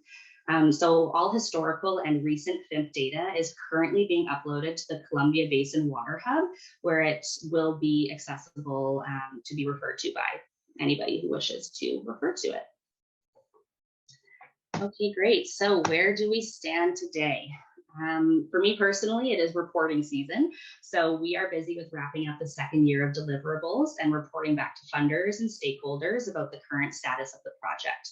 In 2021, 2 to 4 more lakes will be surveyed, and using the lake prioritization report, we are currently narrowing down which lakes will benefit most from the mapping or potential remapping again. And finally, implementation. Over the next 2 years, the FIMP team will work with local and regional government partners to incorporate the shoreline development guidelines into planning initiatives, such as development permit areas, OCP policies and objectives, water surface zoning regulations, as mentioned by Shannon earlier, and overall improving the ability of the guidelines to protect the ecological, cultural, and archaeological sensitivity of shoreline environments with a special focus on conservation zones for habitats of species at risk. So in my opinion, the expansion of this project couldn't have come at a better time. We are hearing more and more that Canadians are leaving densely populated communities, they're leaving big cities, and they're expanding across the country to more rural and natural environments. And while this is a wonderful thing, it also puts a huge amount of pressure on our shoreline habitats. So it is just so important that we get a baseline understanding and a grasp of Canadian habitat quality and continue to provide such great tangible resources to be used now and into the future. So I thank everybody so much for showing an interest in FIMP. It's been wonderful to get to teach you more about the program, and I'm happy to open the floor to questions. Thanks, Georgia. Thank you. All right, so Bruce is asking if the FIMP protocols are publicly available. Yes, the updated methodology is available on Living Lakes Canada website, and I will put the link in the chat box right after this. Oh, thanks. And Tom is asking which lakes are being surveyed this year. Yeah, so we haven't made that public yet. Probably the next 3 to 4 weeks, we'll be informing the lakes themselves, and then we will make a public post to let that knowledge be known. Great. Anyone else have any questions?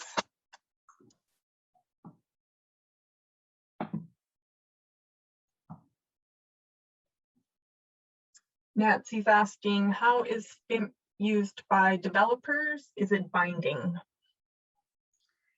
How it's used by developers, that's a great question. So a lot of the times, similar to what Shannon mentioned, these local stewardship organizations will be referred to when there are development proposals or applications. And based on the habitat ranking, that can really be the deciding factor on whether or not these development applications are approved.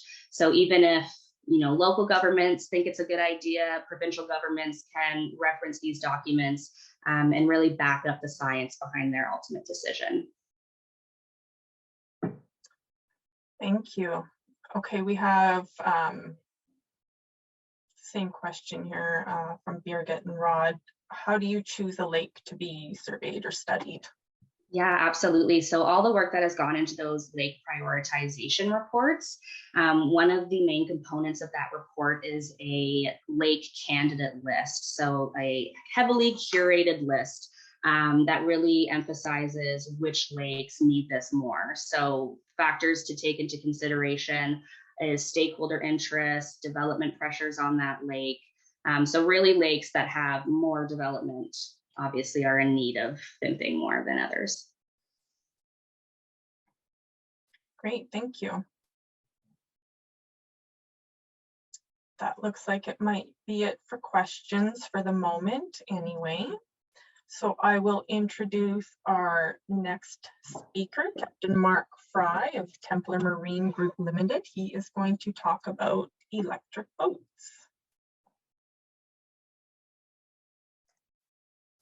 Okay, good morning, everyone. Can you hear me? We can hear you. Yeah. Okay.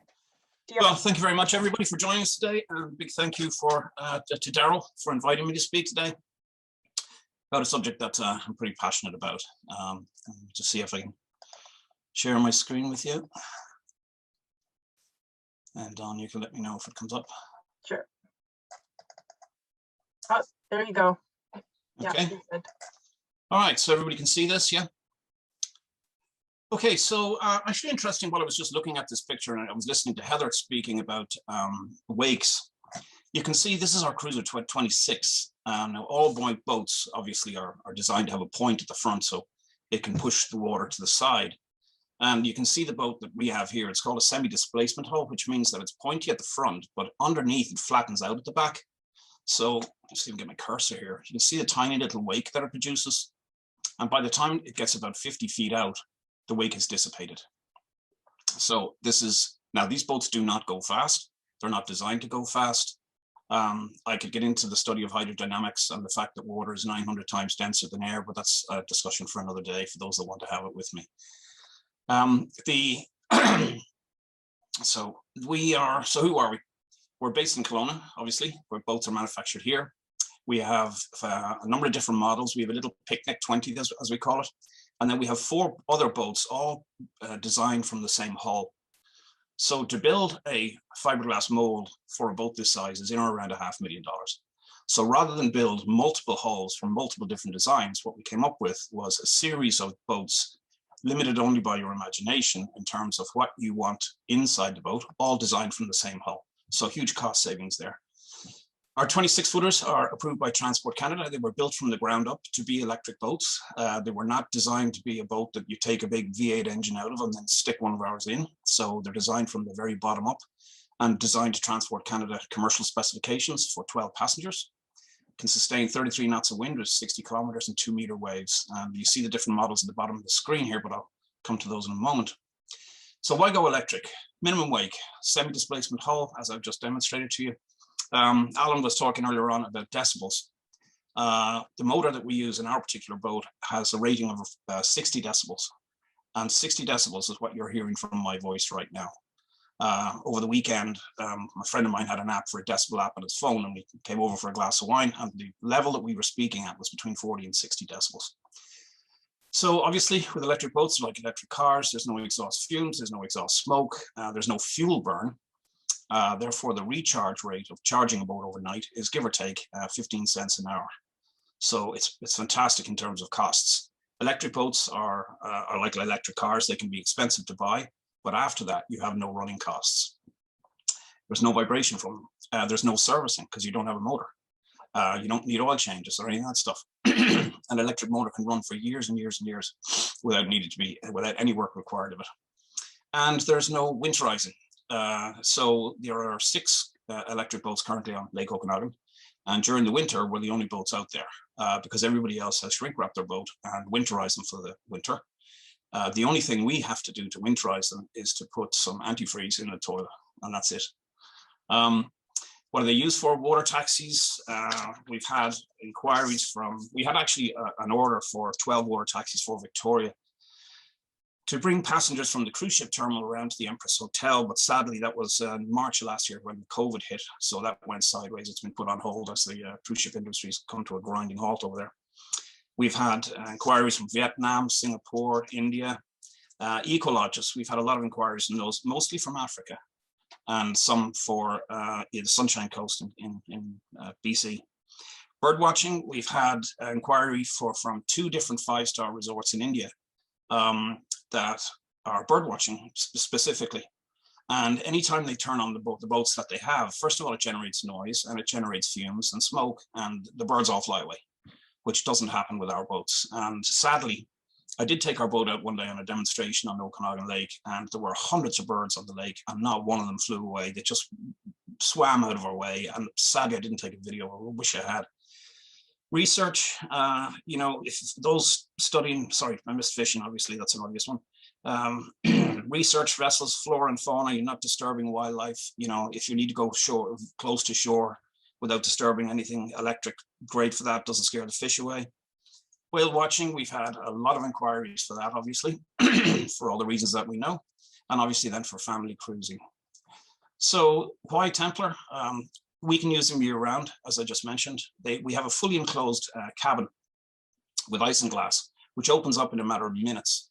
And all these windows they're on zippers and Velcro, and they can be just opened up, boats wide open in literally a matter of minutes. As I mentioned, no operating costs. We have a bow thruster as standard equipment. And what that is a small propeller at the front of the boat that pushes the front of the boat to either side. And this boat will turn in almost its own length.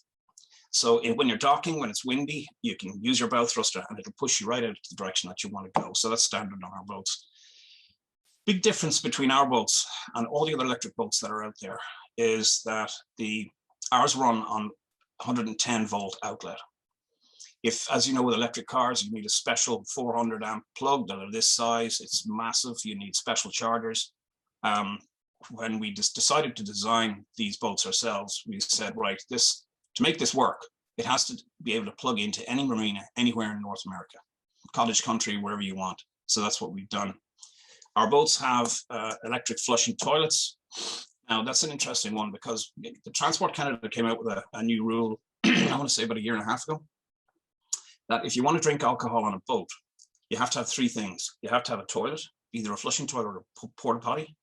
You have to have a means to cook on board, so barbecue is fine, and you have to have accommodation.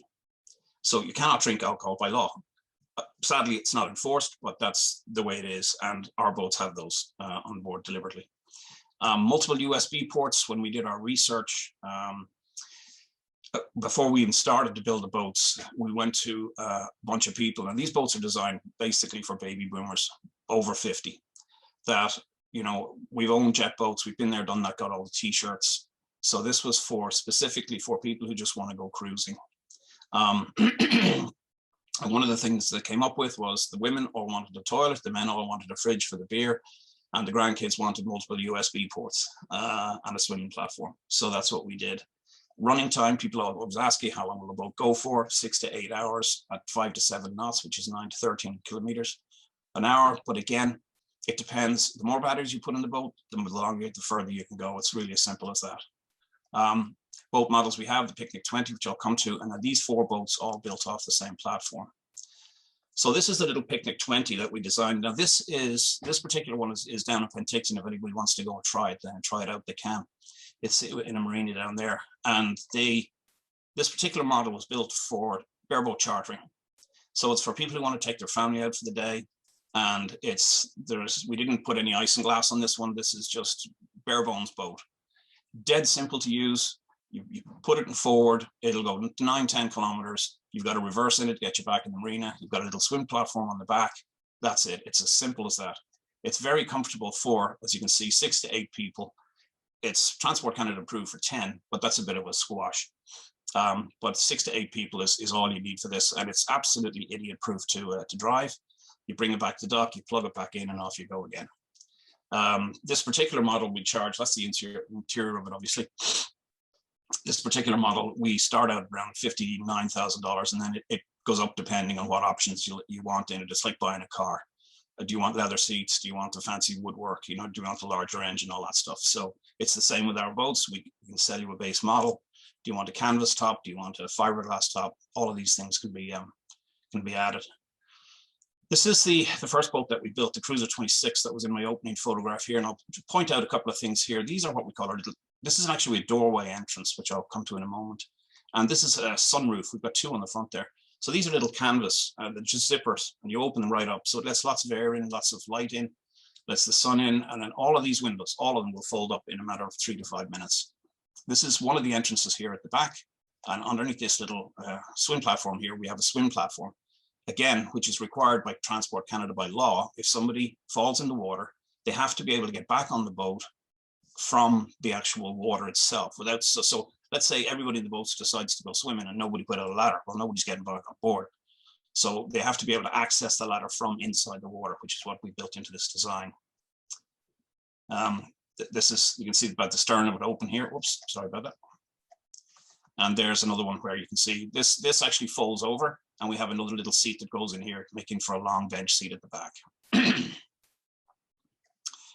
This is what it looks like interior wise. There's the bench seat at the very back I was just talking to you about. There's the entrance that you can also, some docks are higher than others, especially during the winter when the levels drop in the lake. So we can accommodate a much higher access on and off the boat. The forward hatch here is down into the toilet, which I'll show you in the next slide. We have a little fridge here. We have a 4-speaker stereo. We have floor lights in it. It's well equipped, just like any other boat. So, whoops. So there's the forward hatch open down into the forward head.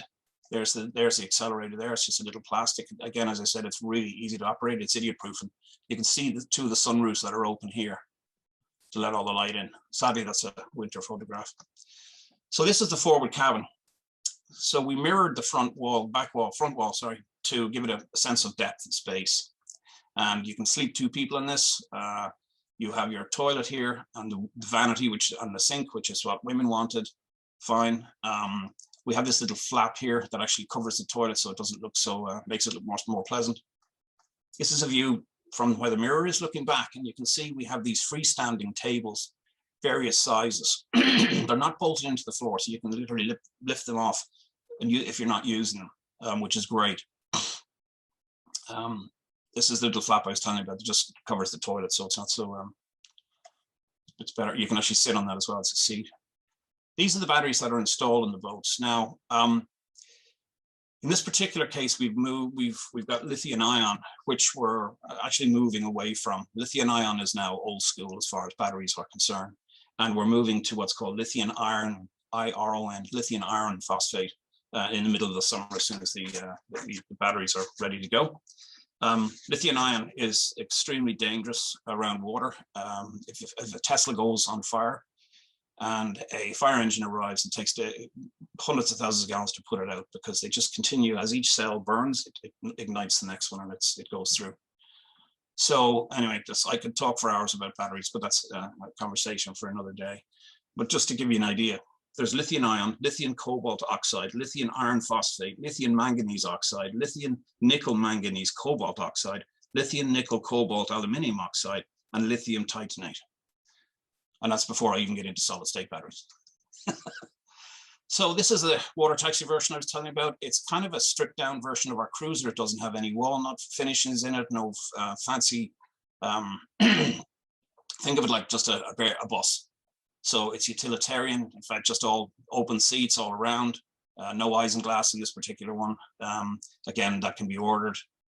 Just a very simple solution. The starting cost for these things are about 160,000, and again, it goes up depending on what you want in it. This was an interesting concept. We had inquiries from a number of countries in Africa in the Zambezi River Basin for ambulatory care. So the boats could head up the rivers.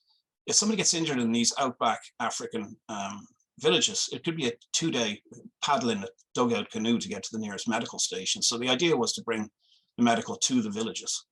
So this was the concept that we came up with, and it has, you can see here, you've got one stretcher and then you've got 2 over here, and it's got lots of little containers for all the medical, excuse me, medical supplies. And I know somebody's going to ask me, well, how do you charge it up in these little villages? There are companies that manufacture, there's one out of New York, Blue Water, I think it's called. They manufacture these floating platforms that are covered in solar panels. And underneath the platform are a series of batteries. So what you can do is you can actually tie these platforms up to trees. You can then have the boat come up alongside it, plug in, and the charge will jump from the batteries overnight into the boat. And to get those platforms to the villages, you actually use the electric boat towed behind to get them there. So it's a concept we work on. We haven't had any orders for them yet. It's still, there's a lot of COVID, as you all know, brought the world to a crashing halt. So we had a year of, what we did was actually start prototyping new designs and concepts, but that's what happened to us. This is the latest model that we're working on. We call this the sedan. We're very excited about this. We're about 2 days away from finishing the actual naval architectural designs for it. This is obviously for weekend use. As you can see, we wanted to let lots of sunshine in. So this is an electric canvas roof that pulls right back. These are all electric panels, solar panels. The back of it here opens up completely. It has 2 isinglass doors that will open right out and then go into a closet that closes, so you can't even see them. And then we've room back here for, you can put 4 director's chairs, you know, those little canvas ones that you fold up. So we can put 4 back there. So we should have the prototype for this made hopefully by sort of October is what we're aiming for. That's just an aerial view of it. There are 2 places up here where kids like to, in the cruiser, sit on the foredeck and put their feet out through the railing as the boat's going along. Great fun for them. We could also have a couple of mattresses here. You can imagine teenage girls wanting to go out there and sunbathe. That's just another angle of it. Our boats are built with what's called a plumb bow. And that's, so it means that the bow of the boat here is dead straight down in the water, just like the Titanic was. Well, I shouldn't really mention that. The idea here is that you actually have a lot more space in the forepeak sleeping area. So that's why we did that deliberately. And as I said, all 4 of them are designed with the same hull. Interior, obviously, we have an electric cooker here. We have a sink. We have the stairs that will actually, this door here opens up on a hinge so that you can climb out onto the foredeck. We have, again, we'll have removable tables in this. This is what it looks like looking back. And again, these doors, as I said, they all slide completely. So this is completely open to the sunlight, and especially with the sunroof. And these tables we can take on and off. This is from the forward cabin. So what you can't see here is there's a door just about here. And there's a bathroom in there with a full bathroom and full shower, vanity mirror, the whole 9 yards. Plasma TV, obviously. This is 6'6" bed. So it covers all the requirements for Transport Canada. I'm not going to get into all of this, but this is the different models, all the specifications from them. The first 2 boats that we sold here were to people who wanted space for their kids and grandkids, mostly grandkids, and to bring all their friends. And because they're Transport Canada approved for 15 people, that's quite a lot to have out there. It's legal to do so. And everybody can have a glass of wine, and you've got the full bathroom going. We also have, during the winter, we have a little heater in it. Now, sadly, we use heaters on electric cars and electric boats absolutely suck the life out of the batteries. So what we do is we've had to put in a small little diesel heater, but it's called a tier 3 motor, which means that it's no fumes, no exhaust. It's the highest rating you can get for pollution for little motors. But you literally need to put that on for an hour before you go out. We can go and scrape the snow off, put the heater on for an hour, jump in, and then you can turn the heater off because by your body heat generates enough heat to keep it warm. So that's that one. Then the cruiser, the sedan. Again, we're going to do this in different colors, different models, but we're looking forward to getting this thing in the water. Water taxi, as I said, too much information to go through here at the moment in terms of specifications and everything. But again, this is our Transport Canada approval for 15 people, which we're pleased with. Next one down. So that's really it. I could go on and on about electric boats for quite a long time. Over the 4 years that we've been doing this, we have tried out multiple different motors from multiple different companies. A lot of them are give out false information about their horsepower equivalencies. We're just about to send one motor back to Austria that didn't do what it was supposed to do in terms of performance and stuff. So there's a lot of misinformation out there. One of the big problems with electric boats at the moment is that everybody, or a lot of companies, use proprietary systems. So they have, you can't use different batteries with our motor. So you have to use our batteries. Now, there's a company, I won't say the name, but down in Seattle that does this, and they say you have to use our propulsion system, our motor, our battery pack, and our software, because they all talk to each other. Well, if it breaks down, I can only go to one source to get that battery and that system, and that's that one company. So they can really control the price and the availability of their product. Nobody has yet come up with a generic battery that says you can use this in all boats. It's not there yet. They haven't done it with cars either. They have some of the motorcycle companies, I think Suzuki, Kawasaki, Yamaha, have said they're designing electric motorboats, bikes that can all use the exact same motor. And that's where the industry needs to get to, but I think we're a long way away from it. Canada is becoming more aware of electric boats. I think the world is becoming more aware of electric boats. I was in Austria 2 years ago, and the entire country has gone electric. All of the lakes have to be drinkable water quality. Hamburg, which, believe it or not, has more canals than Amsterdam and Venice, is going electric. Amsterdam itself, obviously, Venice, are all going electric by 2030. So the industry is changing very fast. I think COVID, if any of you saw on TV what happened in Venice when there were no boats running around, is you could actually see fish swimming in the canals in Venice for the first time in I don't know how long. But that's where the world is going. There are electric boats that will do 40 knots. Can you make a wakeboard out of electric? Absolutely. It'll run in about 5 minutes before the batteries die. There are companies that do have boats that will do 40 knots, but for a very short space of time, because the technology is simply not there yet. It's getting there, but it's going to be another while. Whereas this is a semi-displacement hull like ours, can run for 6 or 8 knots without any problems. What else? I guess a little bit about my own background might help. I should have probably started with that. I spent 20 years at sea, most of it in the super yacht industry. And I know a lot of people are going to ask, what's a super yacht? So I'll just show you an example. So you can see this. That's a super yacht. These are the privately owned yachts and owned by corporations, anywhere up to $200 million now at this stage. So I did that, drove those for 15 years. I then started a company, which now Templar is a division of International Yacht Training, which is my other company. And we have over 300 nautical schools in 56 different countries. I've written 14 nautical books. 6 of them are registered in the US Library of Congress. I'm a marine surveyor, and I've designed boats with some of the biggest boat builders in the world, like Bavaria, Catalina Yachts, Newton Boats out of New Orleans. So this is not my first rodeo as far as anything to do with nautical is concerned. No, I think that's about it. Any questions? Yes, thank you for that. I do have some questions here for you. Let's see, I'm gonna stop share. Okay. Right. Okay. All right. So Gurmeet's asking if you have any plans for a houseboat configuration. We actually did that a few years ago, but the single biggest problem we have is dockage. Where are we going to put them? It's very easy to do. It's going to fit a houseboat. I mean, you're talking about the shoe swap type houseboats. There's plenty of flat space on the top of those to put solar panels. which would greatly help. But we were looking at, you know, introducing some of them to the Okanagan, but there's just no, they're on the marinas, there's no place to put them.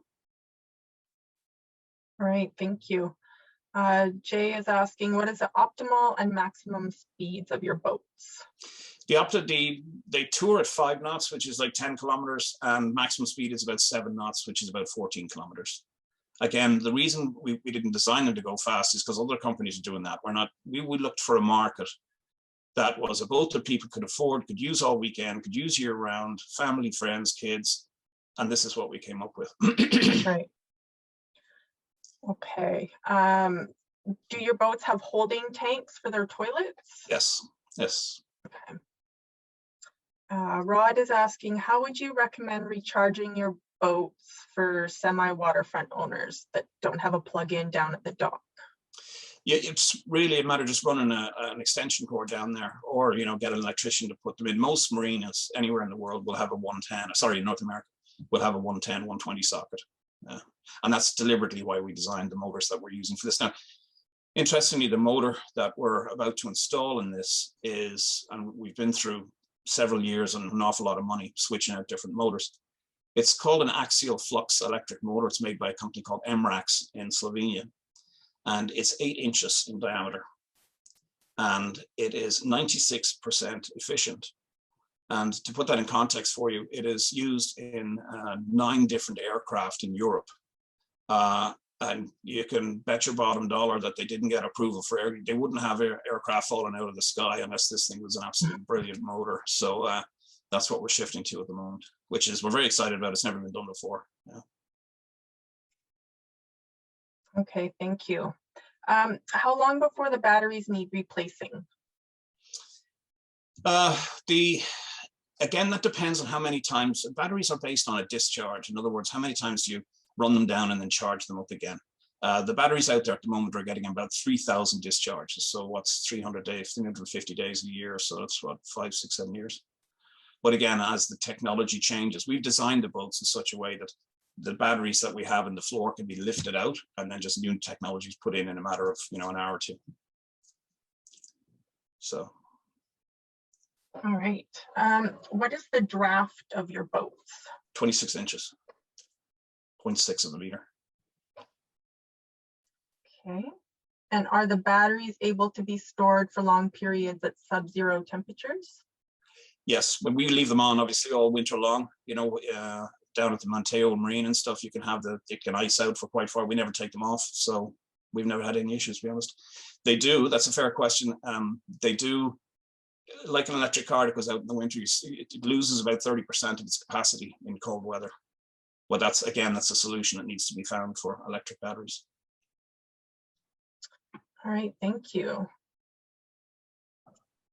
Okay, just before we get to sort of the general question period, I want to say thank you to everyone for joining, and especially to the speakers for coming here today and sharing all this excellent information. So I do have a few questions that came through email as well. So Al is wondering, relating to the issue of noise. He witnessed at Gun Lake where water skiers start at about 7 in the morning. The next day, maybe the group will start at 7:30. So it puts them in direct conflict with other users of the lake that are wanting to enjoy the peace and tranquility of the lake in the morning, like canoeists, paddle boarders. So I was wondering if any panelists care to comment on this. It's Al and Dawn, thank you. Oh. Honestly, I think because there's nothing in the federal regulations concerning time of day with respect to noise and time of day for boating activities, I think the best approach is just try a good neighbor approach with these boaters and just try to persuade them to be respectful of other users of the lake. Okay. Anyone else have any comments on that?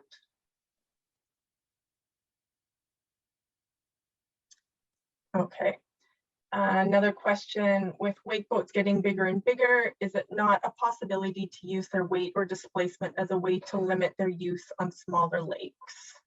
So if these boats are certified by Transport Canada with a maximum passenger load, but he's not sure if that includes how much ballast they can carry. So it seems that displacement is one of the major factors in weight generation. So it would seem to me to be a logical place to look at those limitations. That's a great suggestion. Hopefully that person will reach out to me and we can connect. Okay. Is that's, you know, they're getting bigger, and they're also a contributor to noise because of their sound systems. So there's that too, often, not always. If I could just jump in there, Dawn, if I may. Yeah. The wake boats are designed to create a wake. So yes, having more people will push the boat down further into the water, but they're actually at the front of the boat. They're designed to push resistance. And this is where noise comes from, because you need a big motor. And to put that in perspective for you, last year I bought a Sea Ray for my wife and I to just use as a camper for a few weeks during the summer, and we sold it 3 weeks later. But it had two V8 motors in it, 600 horsepower, and the maximum speed we could get out of it was 41 miles an hour. So in a car, you'd get 180 miles an hour out of it. So that's what I'm talking about, resistance in water, where you've got 900 times the resistance of air. So that's what creates, you need an awful lot of power to push a boat through the water. And obviously power creates noise, it creates pollution. But wakeboards deliberately underneath, if you can see the bottom of the hull, it kind of has like an apex like this that is pushing in to push that water out. And these designers are getting better at pushing more water out, creating bigger waves. It's a whole new hydrodynamic technology. And that's a very good point. When these boats are getting bigger and more powerful, this is introducing a new level of harm to the lakes. Like that, we've never seen this before, where the sediments could be disturbed so much and at such a depth, 8 meters. I mean, that's almost a little hard to believe, but we've got video that shows it. And as you say, Mark, they're being designed for this purpose, and they're getting bigger. So this is not going away, and we need to work with them to say, hey, here's where you need to go play, and paddlecraft, please respect that that's their play zone, stay in shallow, and hopefully we'll avoid some tragedies and environmental damage as well. Mm-hmm. Thank you. Okay, there was a question as well about Lake Windermere. So if the maximum depth is 6 meters and the average is 3, clearly there should be no wake boats on the lake. And water protection is trumped by tourism, business, and the Chamber of Commerce. So what can be done? Actually, I think that's a great question for everybody gathered here. Let's maybe brainstorm that. What do? You've got money versus the aquatic resource.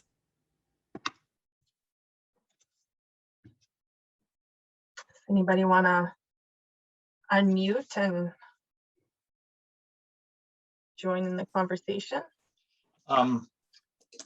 Obviously, to me, the answer is to ban them. You know, they will just continue to do more and more damage to the shoreline. They will continue to raise more. So there are a lot of lakes.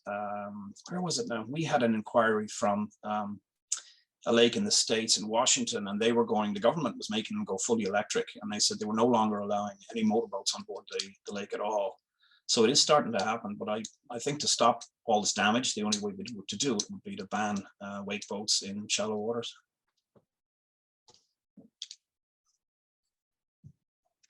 All right, and Nancy commented on the educational aspect as well. Heather, you had those posters that you showed earlier. Can you remind me, those were shareable, weren't they? Yes, I believe they are being shared by Regional District North Okanagan and probably a couple of other entities around, but you could certainly reach out to them and get connected. Okay. How does a community or series of communities go about trying to get set restrictions for motorboats with distance, speed, etc. in BC, and can it be enforceable?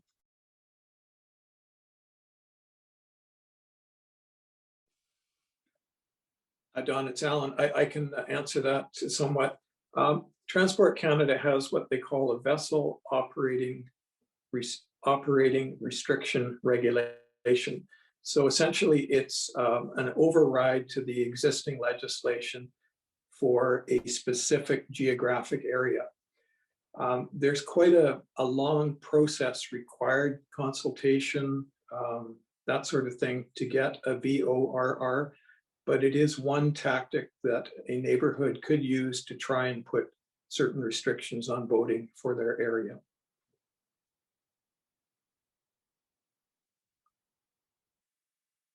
Okay, thank you. I don't think we really touched on this, but what measures are being taken to require the houseboat industry to collect gray water on board and dispose of it on shore along with the black water? I can answer that. I was involved in that a few years back, about 2012. There was a moratorium on Shuswap Lake at the time for development and for sewage release. And at the same time, they did a gray water assessment of the system, the Ministry of Environment at the time, and required all houseboats to contain their black water and to implement containment of gray water within a period of time. So I believe they all have to have full gray water containment as of 2014. Terry, you can probably correct me if I'm wrong because she's involved. Terry Ridley's on, I saw. And I think that has been implemented, at least on the Shuswap, where there is a, the science and the regulations behind it. I don't know if there's many other lakes that actually have the same houseboat industry that the Shuswap does. Don't have the marinas, not the state.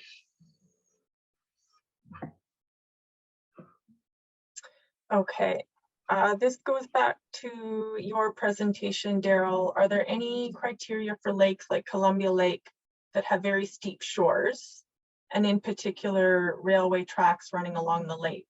Like, does CP Rail have to abide by similar criteria to what you discussed in your presentation? That's an easy answer, no. There aren't. For a federal company like CP Rail, the only thing they really have to follow is the Federal Fisheries Act. So they can't destroy fish habitat through their infrastructure. So in other words, eroding shorelines or use of riprap. They still have to get approvals through DFO and Water Act approvals on the freshwater systems for the Section 11. But really, no. I mean, really, their mandate is keep their trains are running, and to do that, they have to use these old practices. But I believe there are people that work there that are starting to integrate other ideas, right? To say, okay, we can do more than just put rocks on the shoreline and something that's going to fail in the long run. They might be looking at what's sustainability built into this. So if you have something, I think, and for many years, the ministry in BC, for example, has not allowed you to put materials into the lake. So to nourish your beaches back, or put gravels down, or create something that's been, if it's been washed away, that's it. Too bad, it's gone, right? You can't put it back in. But I think the ideas that are coming out of Seattle and other places like that, where you beach nourishment and replenishment and restoration is part of it, right? You can put back in and restore it, get those grades back. So I'm hoping that education will keep moving forward through all the organizations such as CP Rail and Transport Canada and others. Well, Transport Canada doesn't have a lot to do with this other than the safety of the rail lines. But yeah, I hope it moves forward. Good question. Thank you very much. Okay. Alan, what was the name of the department for getting restrictions on a lake? Best Google Transport Canada VORR. And that will be a good starting point for what the process is.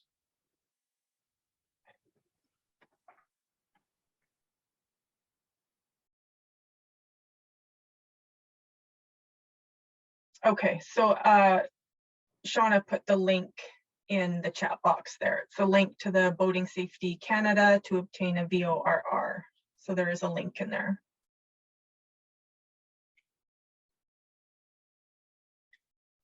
Okay, any more questions?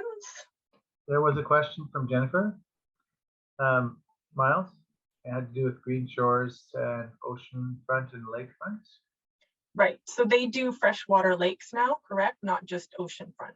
Yeah, it's the program's moving that way because there's more and more demand, more and more people that are interested. It certainly started as an ocean component, but it's been active on Lake Washington and other places in Washington State, just south of us. So it's being transferred over to, and that's where the Green Shores for Homes component comes in, is about, you know, doesn't matter where you live, if you want to have your lakeshore protected and greened up, and the program's there for you. They're creating a new, I'd encourage you to go onto Stewardship BC website to take a look at the Stewardship Center, I should say. And they are creating additional programs for certifications that train people to do the green shores. Right. And you can take the certification, like the level 1 through BCIT, I think, and another. That's right. Yeah. Level 2. I got level 2, and they're going to be doing another training one shortly. Once you can travel again. Right. Of course. Yes. Mm-hmm. All right. Is there anyone's question that I missed in the chat box? Please speak up and let me know, or if there's any other questions.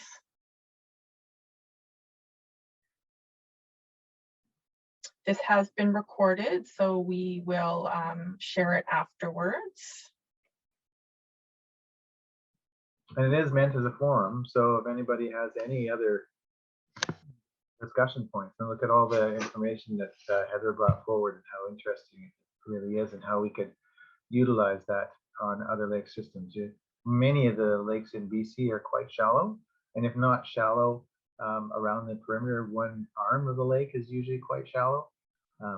Look at Charlie Lake or Green Lake or Dunn Lake. I mean, they're all of them. Even Salmon Arm. Look at Shuswap Lake, the Salmon Arm Bay. Perhaps there's certain areas where those restrictions, that science can be brought forward as an argument to those municipalities and for that and to Transport Canada for specific areas of certain lakes. Like I think Heather, you came up with that at 8 meters, but again, that's does that cover a large band of the shoreline, or is it smaller segments? It depends on the bathymetry of a lake, how much distance from shore that would be. You know, if it's a sheer cliff going down into the lake, obviously it would be very little distance from shore. Whereas in a shallow arm, like you're saying, it would probably restrict it quite a bit. So there is a whole video that people can ask from BCLSS that shows a lot more of what I was able to cover today. And there's also a nice boring report that goes along with it that you can also ask for. But our purpose was to get some science behind sediment disturbance, like that big piece. And we only make passing mention of very important other issues such as sound and environmental damage and public safety. But they're all part of the same issue, unfortunately. Yeah, I mean, we're going to have to learn to get along with it. I thought this would be a fad. It looks, you know, I'm going to offend somebody, but it looks boring to me. But anyways, obviously not so much.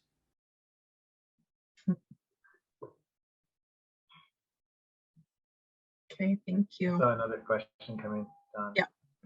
Can I just jump in here for a minute? This is kind of a funny question. It's a do you know question. I am here as a member of the Cowichan Lake and River Stewardship Society, and I'd like to thank you for putting together a forum like this. It's very informative and makes me feel energated. Yeah, energated. Okay. And I'd like to mention that the issue that brought the my stewardship society together was boat noise. And I am so pleased that finally we are having some action from the Canada Decibel Coalition, and that Alan is working so hard. And I just would like to mention, he gave me a good news item by email the other day. Alan is contacting local governments, and he actually has a meeting to attend with the Cowichan Valley Regional District in May. So a really good step towards getting local governance on board on this issue. And I think this is the only way, because I think somebody earlier, I think it might have been Heather, mentioned that one of our big problems is self-entitlement. We have people out on the lake who feel entitled to break the law because nothing is being done. And I am really hoping that we're going to see something coming out of this. And so I don't know if anybody has an answer to this, but my question is, did you know? And thank you very much.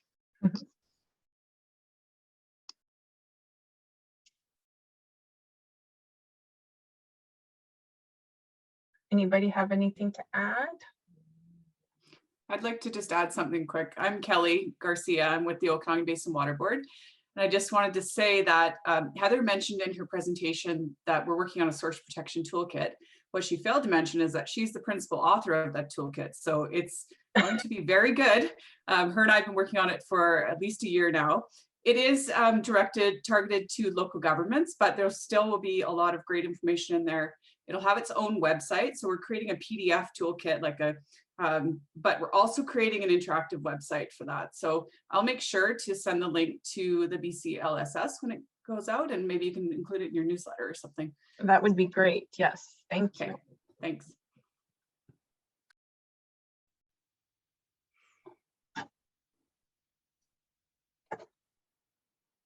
Daryl, you looked excited about that. I am.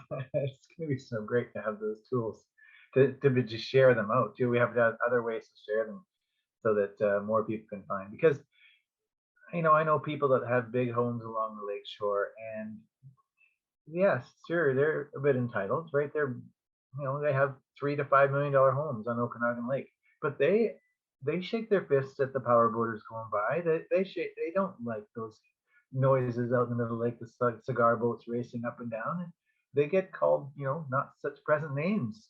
And there's some powerful people that can be part of part of the solution that should be somehow we need to reach out to the people and let them know that, you matter. You guys have boats, you're all voters, but you also care, right? So yeah, this type of toolkit is going to be fantastic for that. And there was a question on there about, I think, I hope I don't mispronounce your name, Ainer Kersey? Yeah. Yeah.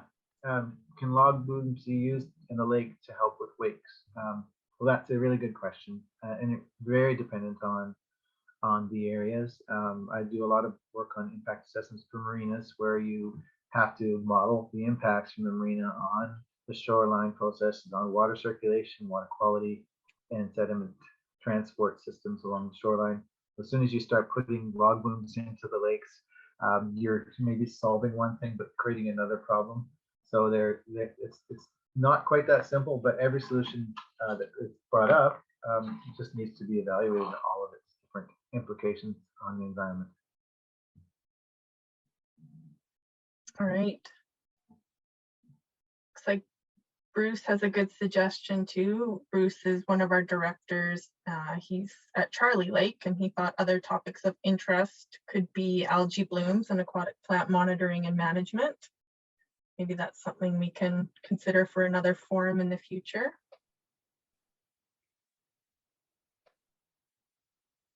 Oh, and Kelly mentions that they're creating webinars for each of the source protection tools in the toolkit.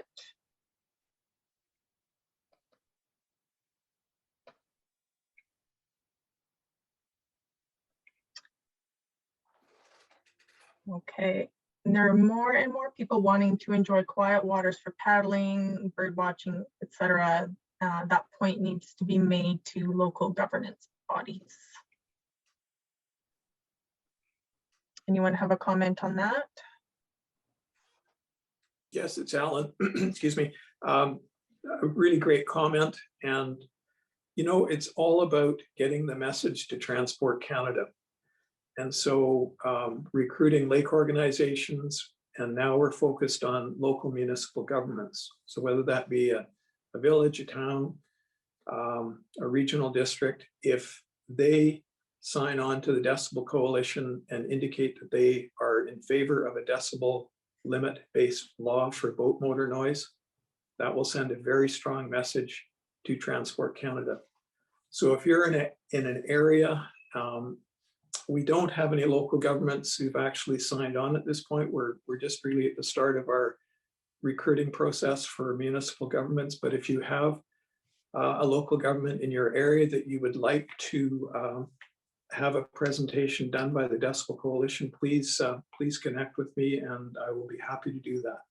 Those voices will carry much weight with Transport Canada. Thank If I can you. make a comment. Yes.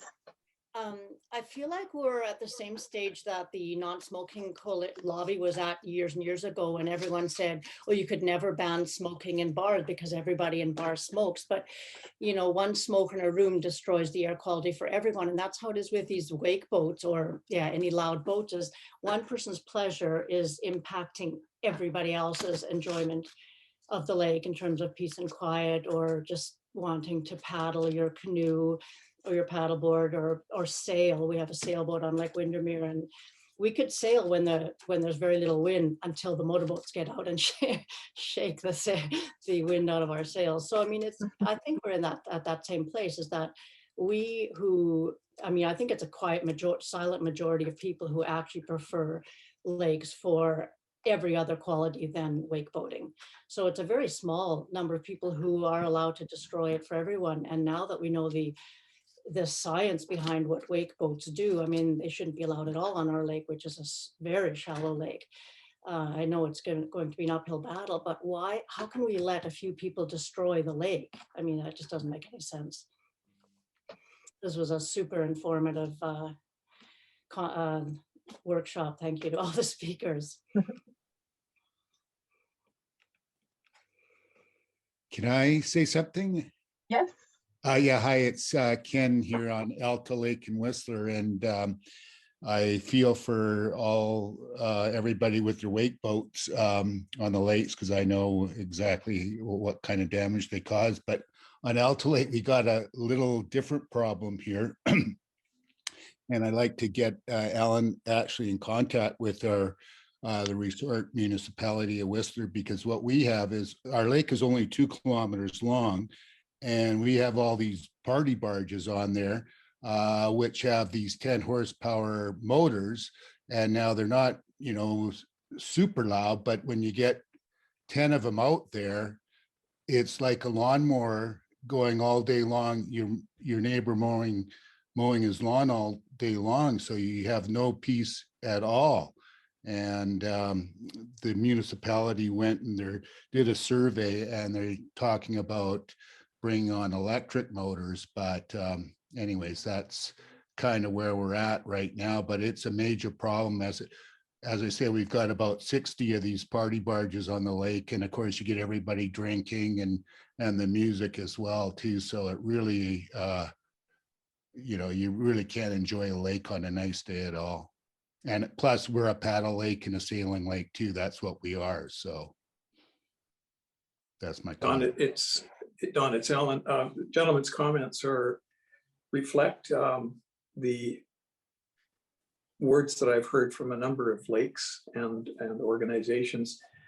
And in Eastern BC, a regional district had severe problems of boats rafting in the middle of the lake, and it just created a lot of noise, music, yelling, drinking, etc. And I think the best solution for the Alta Lake problem is to step up RCMP enforcement. If there's drinking, they're going to deal with that very, very quickly. And that's going to tend to quell this problem, I think, rather quickly. One thing I learned in the process of talking with various organizations was that If the RCMP enforcement is not very often in your particular lake, your local government, if it wishes to put some money up, can work with the RCMP to increase the surveillance. So it's all about dollars, but it is possible.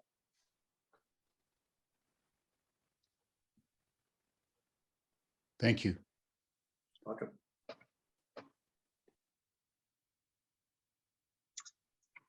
Daryl, this might be another question for you. Jennifer's learned about a few resources now available to the Okanagan, but now her problem is which is best for her area, Green Shores or Lovejoy Lake? Hi, Jennifer. Yeah, that's a great question. They're two very different things. I would definitely implement Lovejoy Lake for overall mapping of the shorelines. It's similar to FEM, but not. It's more about looking at each individual property. So Lovejoy Lakes hires their team to go around the lake and then look at each property to do a property report. And then they let the owners know that the property report is done. And then they can then ask for that property report. And when you get it, it'll tell them, okay, you've got retaining walls, you've got roof drains, you've got boat launches, you got all these things that are impacting the lake. Here's what you could do about it. Examples. Now, Green Shores is actually a program where you're certified to actually go in and make those changes. So if Lovejoy Lakes identifies the problems, Green Shores provides the solutions to the problem. That should answer your question. Doing both.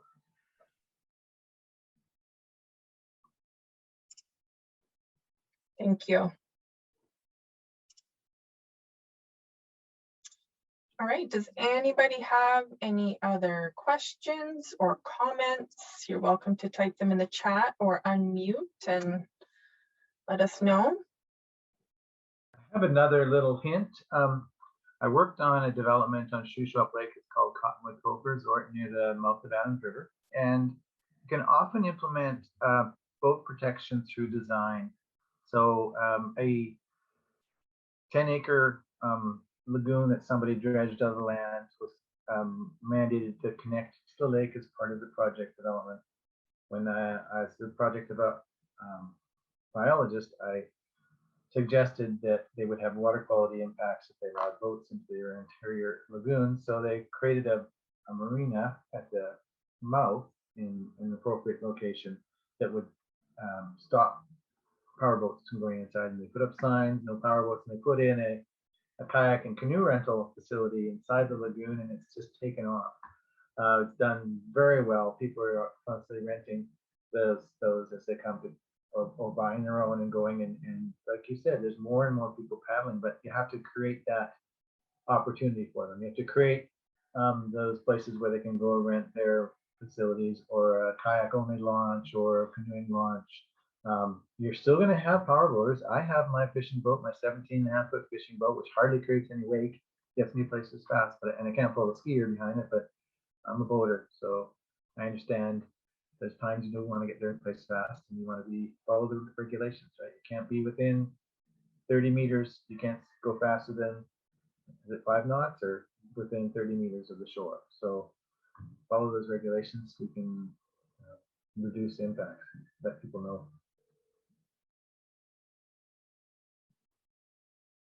All right, thank you. Okay, it doesn't seem that we have any more questions or comments, and it's coming up to noon here Pacific time. So again, I just want to thank everyone for joining, and thanks again to all the speakers for all that excellent information. And we will make the recording and all the other resources available to everyone soon. All right, thanks for coming. Thank you very much. Thanks See you so later. much. Very, very good presentations. Thank you. Enjoyable. Thank you. Awesome. Thanks, everyone. Thanks. Bye-bye. Bye. I want to put that screen on, Bruce, on mine. I love that. I'll send Hi, you the. Linnea. Okay. Nice dog. We got our golden doodle into the spa or the groomers yesterday, and she came back looking like a completely different dog. Just like, that's not my dog. It's like fluffy, poof, there's afros. You can see her eyes. Yeah. John, Yeah. I just wanted to ask if you could, when you send out kind of your follow-up, if you could share the presenter's contact information as well. Okay. Yeah, I sent mine directly to the folks that had questions that I didn't address, but I think probably people would appreciate that. Yeah, no, good idea. I wrote that down, and Oh, awesome. big star by it. I have lots to remember. Hope I know, yeah. remember everything. Let me know if you need any help with anything. I can Yeah, maybe do what I I'll run can. it by you before I send it to everyone. I'll yeah, I'll send it to you to make sure everything's there. Sure. Excellent job of organizing, Dawn. You did an awesome job. This was a great presentation. Great presentations, plural. Thanks to the committee for all your work on this, and for Living Lakes Canada and Lake Windermere Ambassadors, and Shannon for coaching me through all the technical stuff, because it's terrifying. So, but I think it went fine. I almost didn't record from the beginning because it was on pause, but whew. Yeah. No, this is a great way. I think I saw what 69 people, or 59, 69 people all told. So I think we had a pretty good turnout, and you know, this tells me that we as BCLSS, this is going to be a good way to reach people. You know, we don't have to go through a facility and the caterers and on and on and on. I think this is great. Yeah. That was a good turnout, I think. And it turned out to be a good time scale too. You know, 2.5 hours was plenty. Yeah. You know, we lost most people at the end there, but we had 65 for the most part, and then we went down to 45 for question period. And that's pretty good. Yeah, I mean, I was riveted in my seat here with all of these great talks. and to have the electric boating one at the end, I mean, I was waiting for that because I knew very little about electric boats. So I was glued to Mark's presentation there at the end. So that certainly didn't, I wasn't falling asleep, you know, with all of these good presentations. Jim, are you still there? Not sure if you can hear. I had a news reporter contact me about Jim's article on wake boats. So I'm going to send the contact information along. Actually, the reporter was on the call today. So that could be good as well.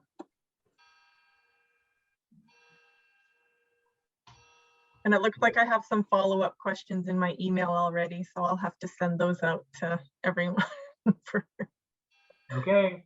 Okay, well, thank you, everyone. Thanks, everybody. Go have some Bye now. lunch. All right. Okay. Bye. Bye.